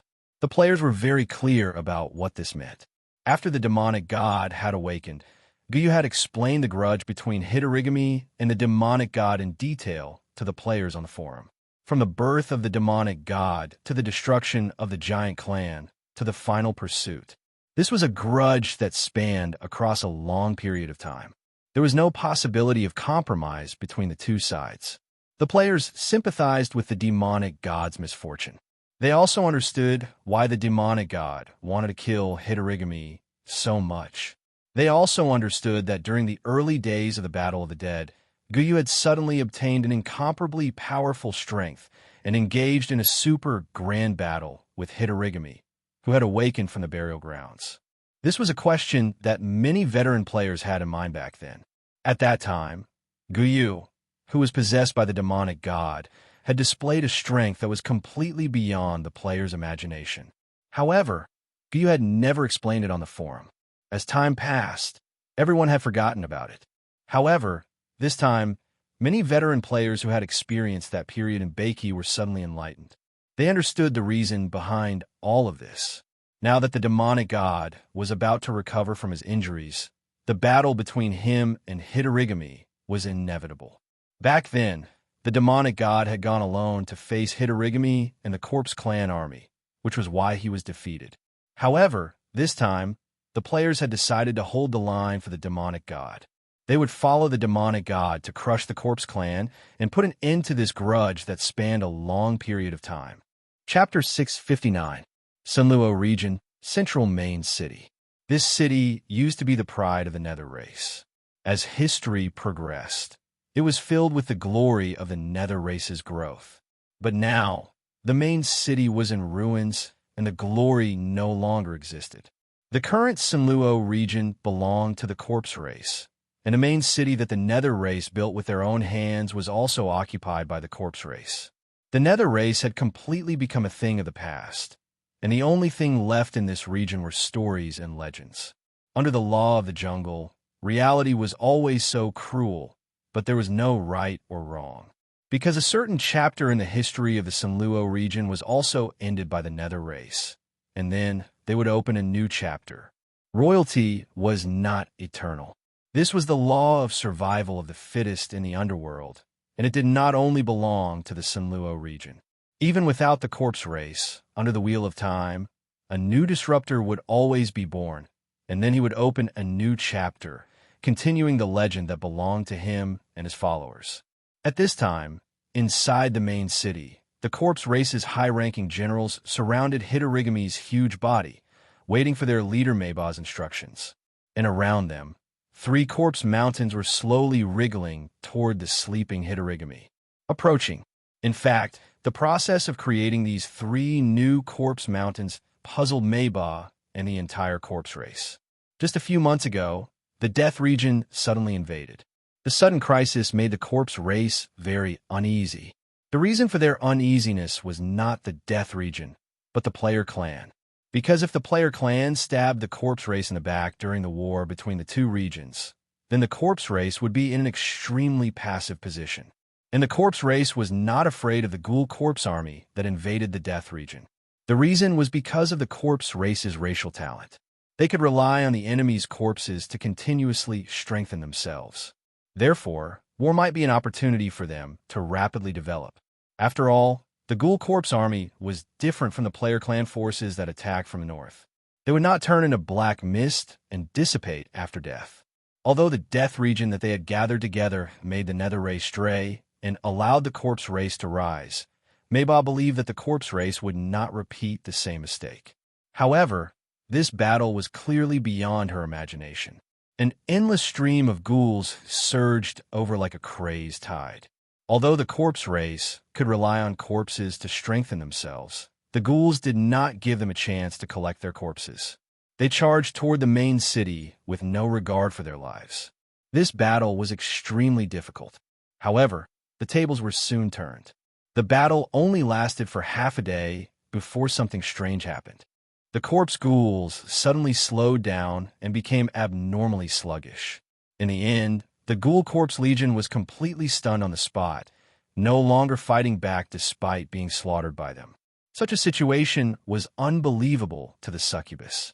However, no matter what the reason was, she naturally would not miss such a good opportunity. She immediately led the Corpse Race Army to slaughter all the Corpse Ghoul Legion that was stunned in place. It could be said that the outcome of this battle was completely out of Maybach's expectations. She even felt that it was absurd and unreal. However, what he didn't know was that the reason why the Corpse Clan was able to win this battle so easily was all thanks to the player clan that they were originally very worried about. If the player family hadn't gone to the Jade Shattered Planet, destroyed the ghoul factory behind the portal, and killed the demigod controller behind it, they wouldn't have been able to secure the victory so easily. In the end, the corpse race welcomed a great harvest. These dead ghouls were refined into 3 mountain corpses. This time, they were prepared to heal Hitorigami's soul and body, which had been severely injured by the demonic god. They had to wake Hitorigami up before the demonic god woke up. This way, they would have the upper hand, and the player clan would no longer be a threat. Even the entire land of Beiki would become a new territory for the Corpse Clan to expand. At this moment, the 3 huge corpse mountains were moving closer to Hitorigami, who was in deep sleep. Maybach, who was standing below, floated into the air and began to control the corpse mountains to melt. Then, they slowly covered Hitorigami's body. At this moment, the corpse mountains began to shrink rapidly at a speed that was visible to the naked eye. The dark mist inside continuously flowed into Hitorigami's body, nourishing his soul and body. During the healing process, the wounds on Hitorigami's body slowly disappeared as the corpse mountains melted. This process lasted for about half a day. The corpse mountain that had taken a lot of effort to create had completely melted, leaving not a single trace behind. At the same time, the wounds on Hitorigami's body were completely healed. However, Maybach wasn't satisfied. She began to control the second corpse mountain to cover Hitorigami and continued to use it to replenish the divine power in Hitorigami's body. When the corpse mountain had also melted, Maybach's face revealed a look of anticipation. While waiting, Hitorigami suddenly opened his crimson eyes. The blood and chi in his body suddenly soared into the sky, turning into a dense bloody mist that floated above the main city, Beiki, Mansion of the Dead. The moment Hitorigami woke up, the demonic god also opened his eyes. It wasn't because the wounds on his body had completely healed, but because he could feel Hitorigami's breath. At this moment, he stood up without any hesitation. Although his wounds were not completely healed, to the demonic god, it was enough. In this battle, he wanted to end this grudge once and for all. He wanted to crush Hitorigami's body and soul. Thinking of this, the demonic god let out a roar toward the sky. Then, his body soared into the sky. In the blink of an eye, his body became as huge as a mountain. Bathed in the sunlight, his blood-red body dashed toward the land of Sunluo to welcome the battle that belonged to him. Seeing the demonic god leave, the players were caught off guard. Initially, they thought that the demonic god would go with them. However, it was obvious that the demonic god did not think so. The demonic god has left. Should we follow him? Nonsense. I've already bought a bunch of enhancement potions. Let's go. Where's the commander? Come out and gather everyone. You're going to charge into the enemy's main crystal alone? That's very demonic god. Let's go. Stop talking nonsense. If we're late, we'll have to drag the demonic god's corpse back to the city. As a berserker, I've been assigned by our guild leader to drag corpses. I'm still traumatized. The demonic god is really heavy. I almost died of exhaustion after dragging him for a whole day. Tonghua drinks dispirited. JPG. Haha. Luckily, I'm a sorcerer. During that corpse-dragging operation, I've been casting spells to cover your retreat. I wasn't tired at all. I even collected the corpses of 3 Corpse Clan warriors along the way and earned a small fortune. I'm also in the corpse-carrying team. What the brother above said has brought back the trauma in my heart. The demonic god is really heavy. I work hard with the strength gem activated the whole time. I felt like I was moving a mountain. Does this count as a player moving a mountain? Big Meat Shield Smokes, JPG. Ha! The sewer assassin said that warriors are meant to do heavy work. Otherwise, what's the use of having you guys? Laughing emoji. So let's go quickly. If we're late, the demonic god will lie down and never get up. Then we'll be busy. Following the departure of the demonic god, the Bakey live chat channel was in chaos. Although they did not expect the demonic god to leave without a word, the players still gathered together and prepared to head to the land of Sinluo to support the demonic god. In the organizations of the major guilds, the well-prepared players rushed back to Bakey through the teleportation circle. A huge army of players assembled outside the Mansion of the Dead. In the live chat channel, Ian Xiaoqi, who was the commander of this battle, shouted, "Let's go." The army of players began to march toward the land of Sinluo. In the land of Sinluo, Hitorigami, who had just woken up, sensed his opponent's aura at the same time as the demonic god. As if it was fated, this pair of sworn enemies had both woken up at this time. Hitorigami's figure floated into the air and flew toward the direction where the demonic god was rushing toward. Seeing Hitorigami's sudden departure, Meiba, who was watching him closely, felt her heart tighten. She quickly contacted Hitorigami through her soul and asked for the reason. Hitorigami's reply was only 4 words, "Demonic god, let's fight." Hitorigami's reply made Meiba realize what had happened. She immediately gathered the Corpse Clan warriors and began to chase after Hitorigami. A few hours later, in the sky north of the land of Sinluo, 2 figures as huge as mountains collided with each other. The power of the blood precept in both of their bodies was activated at the same time. The rich power of blood and chi burst forth from the point of collision, dyeing half of the sky red. Roar! At this moment, the demonic god's eyes turned deep black. A waning moon appeared in his pupils. Then, he turned his head and looked at Hitorigami. As they stared at each other, the power of negative emotions exploded and started to invade Hitorigami's soul. Hitorigami, who was looking directly into the demonic god's eyes, was suddenly dazed. What welcomed him was the demonic god's heavy punch. The rich power of blood and chi formed a blood-red vortex that sucked Hitorigami into it and continuously strangled him. Just as the demonic god was about to attack again, Hitorigami exhaled a thick, hot mist.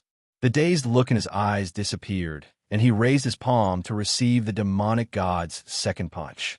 His broken soul did not allow him to manipulate many negative emotions.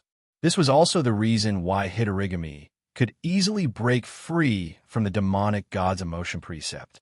Great demonic god of the underworld. The demonic god roared. Suddenly, 6 blood-red arms grew out of his back and attacked Hitorigami again. The 8 arms waved and created countless blood-red fist prints that filled half the sky. Hitorigami could not block them in time and was blasted to the ground. However, the demonic god did not stop and dove down. The blood-red fist prints that filled the sky followed the demonic god's descent. The earth shook violently, and the mountains in the surrounding area were shattered and collapsed. Violent shockwaves radiated out in all directions. Feeling the pain from his body, the blood-red color in Hitorigami's eyes became more intense.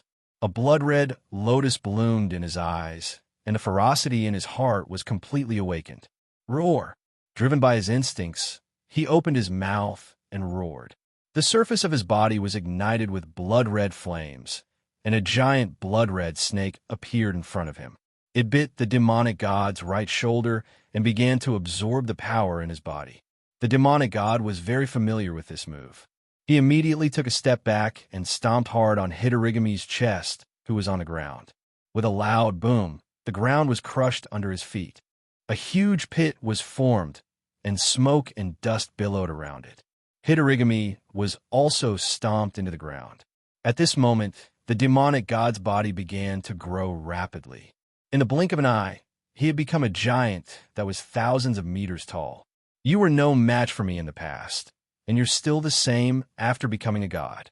As he spoke, the demonic god stabbed his right arm into the ground and grabbed Hitorigami, who was buried deep in the ground.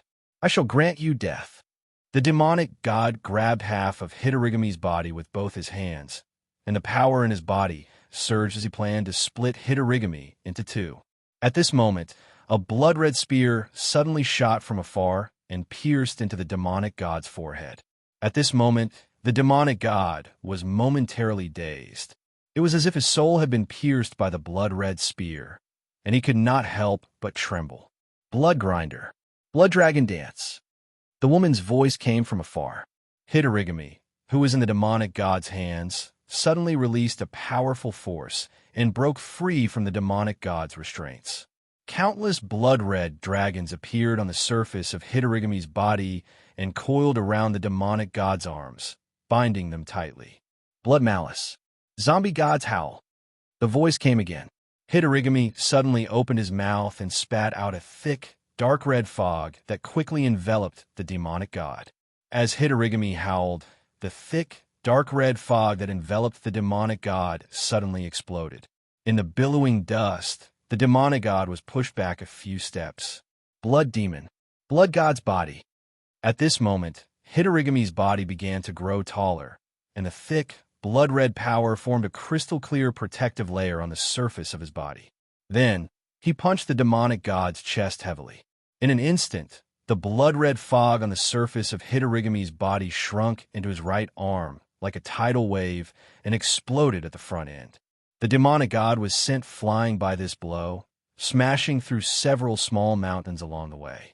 He fell to the ground with a loud thud, causing the ground to tremble. Start setting up the formation.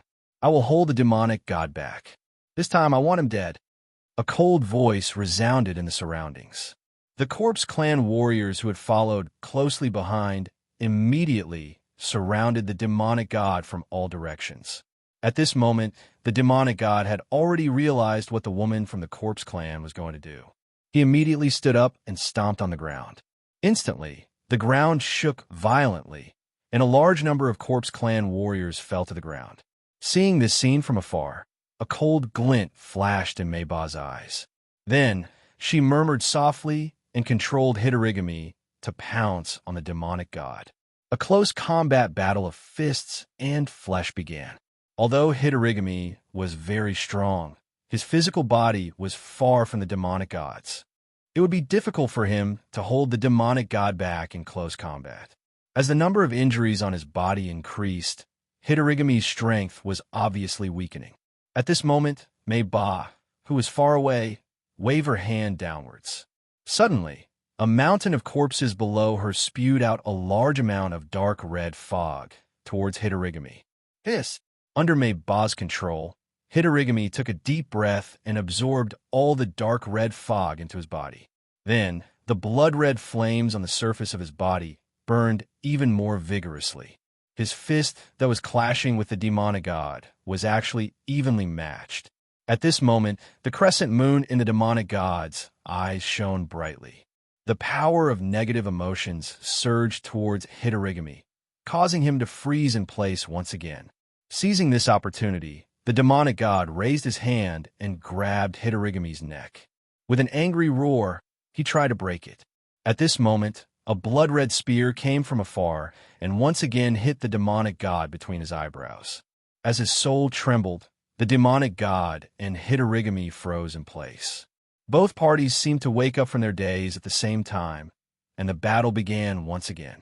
With Hitorigami and Mayba working together to restrain the demonic god had no time to deal with the Corpse Clan warriors that were swarming towards him. As the Corpse Clan warriors formed a huge circle around the demonic god, the Corpse Clan's unique corpse prison formation gradually took shape. Countless wisps of dark fog rose from the ground and turned into thousands of chains that wrapped around the demonic god's body, restricting his movements. At this moment, Hitorigami finally had a chance to counterattack. Under Mei-Ba's control, he bit down on the demonic god's neck. His sharp teeth pierced through the skin and began to absorb his strength. At the same time, a thick dark red fog flowed through Hitorigami's teeth and into the demonic god's body. At this moment, the demonic god let out a painful roar. The boiling blood in his body cooled down rapidly after coming into contact with the dark red fog. The demonic god felt as if his movements had become sluggish. Mei-Ba had rehearsed this battle countless times in her mind. Although this battle had started in a hurry, Mei-Ba was still confident that she would win. Looking at the demonic god who was roaring and struggling, Mei-Ba's lips curled up. Obediently become my nourishment. Just as she expected, the demonic god began to weaken. At this moment, Mei-Ba suddenly frowned and turned to look in the direction of the Arctic abyss in the north. She saw a large number of figures swarming toward the opening in the ice mountain. At this moment, Yin Xiaoqi's voice sounded in the player's live chat channel. Everyone pay attention. The demonic god seems to be sealed. We definitely can't interfere in a battle between gods, but we can break the formation that is restricting the demonic god and help him. First, clear the Corpse Clan warriors around the formation. Kill. As soon as Yin Xiaoqi's voice fell, the players began to move. The warriors in the front row lit up with green gems that represented their speed. Their running speed gradually increased, and they began to sprint. Boss Demonic God, I'm coming. Help Boss Demonic God get out of here and smash the heads of those who set up the formation. Roar. Kill. If I don't level up today, I won't rest. I'm not going to sleep. I bought 2 months' worth of nutrient fluid just for this battle. If my liver doesn't die, I'll buy another year's worth. I'm not afraid of you. The scene that Mei-Ba didn't want to see the most had happened.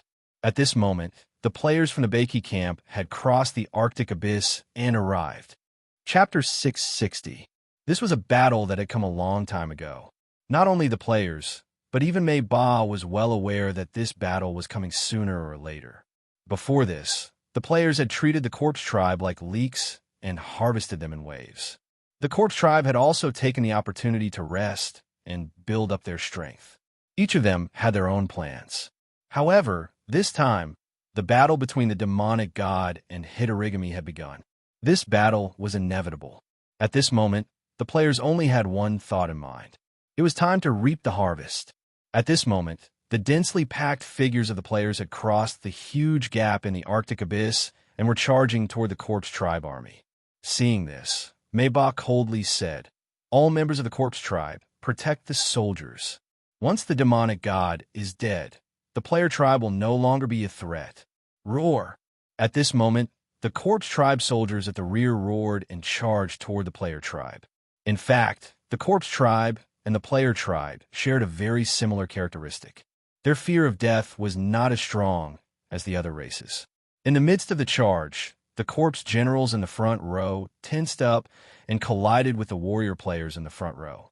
From a bird's-eye view, the two long dragons collided and pressed against each other. The battle had officially begun. At the center of the collision, Lu Chai, who was leading the charge, was fighting a corpse general. Speed. As the green gemstone lit up, Lu Chai shifted his body to the right and dodged the heavy punch. Then his right foot touched the ground lightly, and his body turned around in the air. His right leg was like a whip, sweeping the top of the corpse general's head and smashing him to the ground. Power! The ruby glowed brightly. After landing, Lu Chai clenched his right fist and smashed it into the corpse general's chest, sending the corpse general flying. At this moment, a sinister smile appeared on Lu Chai's face. He retracted his right fist to the right side of his lower abdomen. After accumulating strength, he roared and attacked. Dragon. Roar. He punched out, and a blue water dragon appeared on his fist. It grew with the wind, and with a roar, it swallowed the corpse general that had been sent flying. As the water elements boiled, the corpse general's face twisted in pain. Fresh blood dyed the blue water dragon red, and when it fell to the ground, all that was left of it was a skeleton. Upon seeing this, the surrounding players cheered excitedly and began to follow Lu Chai as they advanced forward. Assassins moved to the left and right. follow the dagger team, led by Lu Chai, and clear a path to the person who set up the formation. As soon as Yin Xiaoqi's voice fell, the assassin players following behind the battle melded into the shadows and quickly split to the sides. When they got close to the corpse warriors, the assassin players exploded. One after another, the Hell Path's demon gods descended. As the assassin players brandished their daggers, flaming blades of fire came crashing down. What was the so-called assassination? For some assassin players who had advanced to the Shadow class, it was to approach the target and kill them silently. For the Cursed Apostle and the players who had mastered the Naraka realm, assassination was all about quietly approaching the opponent and then beheading him. The short battle with the player clan surprised the leader of the corpse clan, Mei-Ba. He noticed that the strength of the player clan had improved tremendously compared to last time. However, in her opinion, it was still not a problem. Looking at the army of the corpse clan that was rushing over from behind, she turned to look at the demonic god again, no longer paying attention to the player's movements. Lu Chai, who was leading the group of warriors, also encountered a strong enemy. A corpse king with the combat power of the Ghost King realm blocked his way. In a short battle, even though Lu Chai had the Ghost King right arm of Mu Zhiguang, he was only able to fight evenly with the corpse king. I like your fighting style. My name is Yin Ba. Remember my name, because I will be the end of your life. After the collision, the corpse king looked at Lu Chai with a hint of admiration in his eyes. Do you want to fight one-on-one? Lu Chai waved at him, his eyes full of fighting spirit. One-on-one. Yin Ba's eyes showed a hint of confusion. One-on-one. Upon hearing this, Yin Ba waved at the corpse clan warriors behind her to retreat and waved at Lu Chai.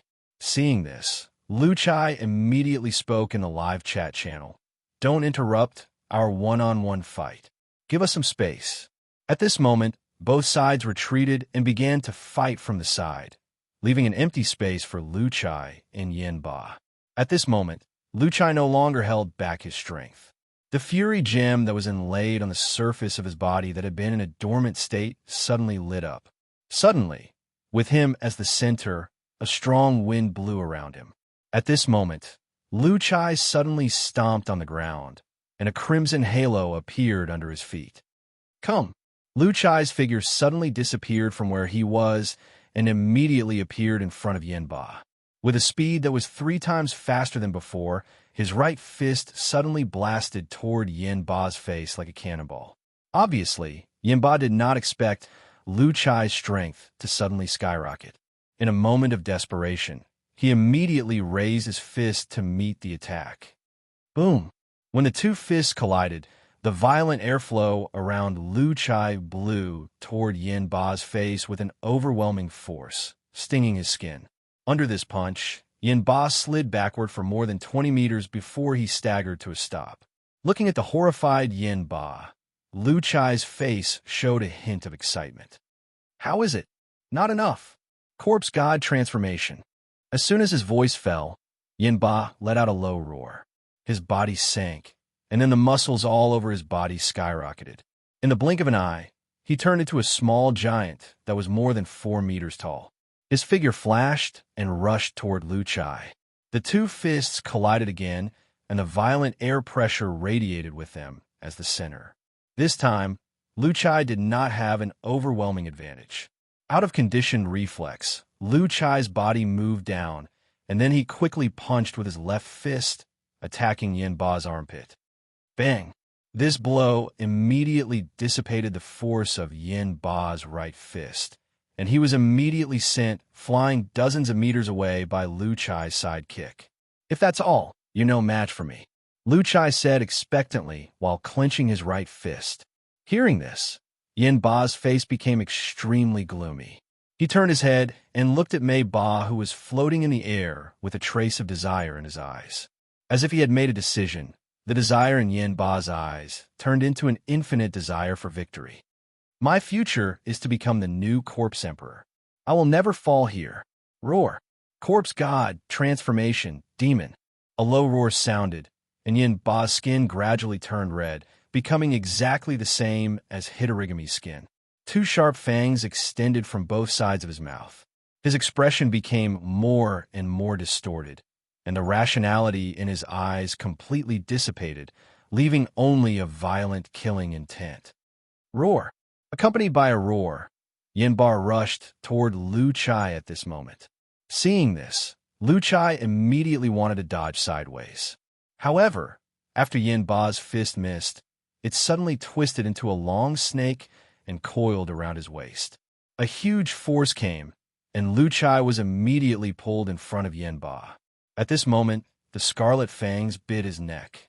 Lu Chai was shocked, but he decisively raised his right arm to meet the attack. When he saw Yinba biting his right arm, Lu Chai's face showed a smile. Then, he clenched his right fist and tightened the muscles of his right arm. Two of Yinba's fangs were suddenly shattered. Then, Lu Chai's right foot kicked Yinba's chin from the bottom up, making him float in the air. With the pulling force from the long snake that bound his waist, Lu Chai tightened his right fist and jumped up with the help of the force. Then, he punched Yinba's chin. Crack! The sound of teeth breaking was heard. This uppercut was so powerful that Yinba's mouth suddenly spilled blood.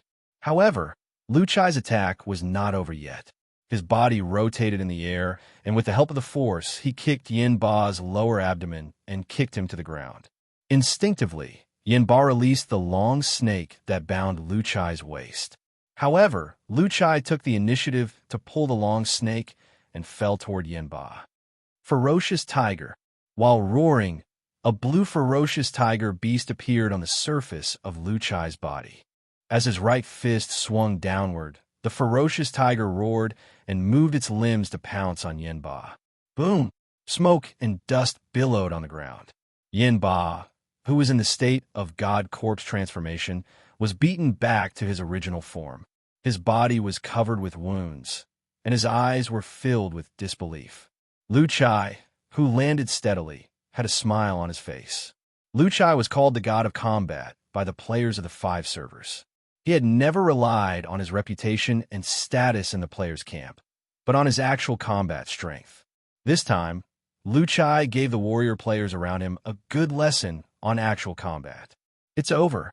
Under Yinba's unwilling gaze, Lu Chai walked toward him and raised his right fist. At this time, several figures appeared beside Lu Chai. Lu Chai frowned and immediately bounced on the ground, retreating with the help of the force. 3 corpse kings of the Corpse Clan appeared beside Lu Chai. The 3 of them obviously did not expect that their attack would fail. However, they did not stop at all and immediately rushed toward Lu Chai again. Facing the 3 of them, Lu Chai felt great pressure this time. At this moment, a figure descended from the sky. Then a dark green staff hit the ground heavily and stuck into the ground. Night Parade of Ghosts. In an instant, the surroundings were shrouded in darkness. Countless ferocious and terrifying ghosts attacked from all directions. This area of darkness quickly expanded outward, and in the blink of an eye, it covered a range of 500 meters. At this moment, the sound of crying, whimpering, and screaming filled the ears of everyone in the ghost territory. While these ghosts were slaughtering the nearby Corpse Clan warriors, they approached the area where Lu Chai was fighting and helped Lu Chai to fight against the 3 Corpse Kings. Limitless smile. A hoarse laughter sounded between heaven and earth. It was like the stare of the god of death, making the 3 Corpse Kings feel cold all over. Million swords return. At this time, thousands of spiritual swords appeared in the sky. Then, they overlapped into one and suddenly fell down in a flash. One of the Corpse Kings did not even have time to react and was pierced in the neck by this sharp sword. Illusion. Ao Jian, who had rushed over, was suspended in the air. He pinched his fingers and extended his hand toward the Ghost Emperor. Suddenly, the spiritual sword that pierced through the Corpse King began to tremble. It was summoned by Ao Jian and moved back and forth to pierce the Corpse King. Suddenly, bloody holes appeared on the Corpse King's body. In less than a moment, he turned into a bloody man and fell to the ground with a loud bang. The vitality in his body had been cut off. Lu Chai immediately seized this opportunity. His right fist blasted out like a cannonball and sent one of the Corpse Kings flying. Just when he was ready to resist the attack of the Ghost King on the left, Gu Yu's figure appeared beside him and blocked the attack for him. "Come, feel the fear." Gu Yu's face showed a smile, and his pupils suddenly turned blood red. The power of negative emotions inherited from the demonic god instantly eroded the soul of the Ghost King. He could not help but start to tremble. His eyes showed fear, hatred, despair, and other emotions. He was completely stunned on the spot. At this time, the surface of Gu Yu's body was ignited in flames. This flame quickly ignited the Corpse King, but he was still stunned on the spot as if he could not feel the pain. He was still immersed in despair and could not extricate himself. "Boss Lu, drink some milk." At this time, Sun Qi's voice came from the side. Then, a green light hit Lu Chai. Suddenly, the wounds on Lu Chai's body gradually disappeared, and he returned to his peak state in the blink of an eye. At this time, the eyes of the Corpse King in front of Gu Yu regained clarity. When he saw the burning flames on the surface of his body, his face showed a horrified expression. However, before he could react, two figures appeared behind him. Two glaring cold lights fell at the same time.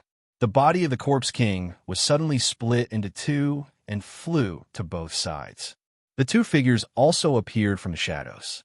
They were the duo of Murphy and Little Pomelo. At this moment, some of the members of the Wall Cheater group gathered around Lu Chai. After dealing with the two Corpse Kings, they turned their heads at the same time to look at the Corpse King that was sent flying by Lu Chai.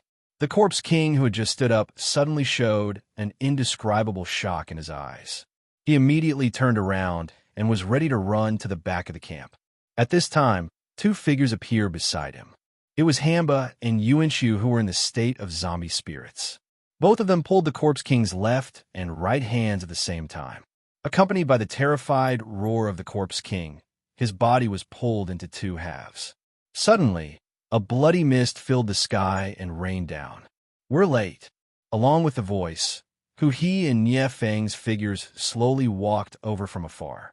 As they advanced, Hu He's corpse spirit army was the most loyal guard and the sharpest knife, tearing apart all the zombie warriors who dared to come close. "Great Demon King, you're such a show-off," Sun Qi said with a face full of jealousy. Hearing this, a smile appeared on Hu He's face. However, when his gaze swept past Murphy and Little Pomelo, the smile turned into fear. Now that he saw the two of them, Hu He thought of the backstab and the gradually graying screen and the time when he was squatting in the safe zone. These were the shadows in his heart that he could not get rid of.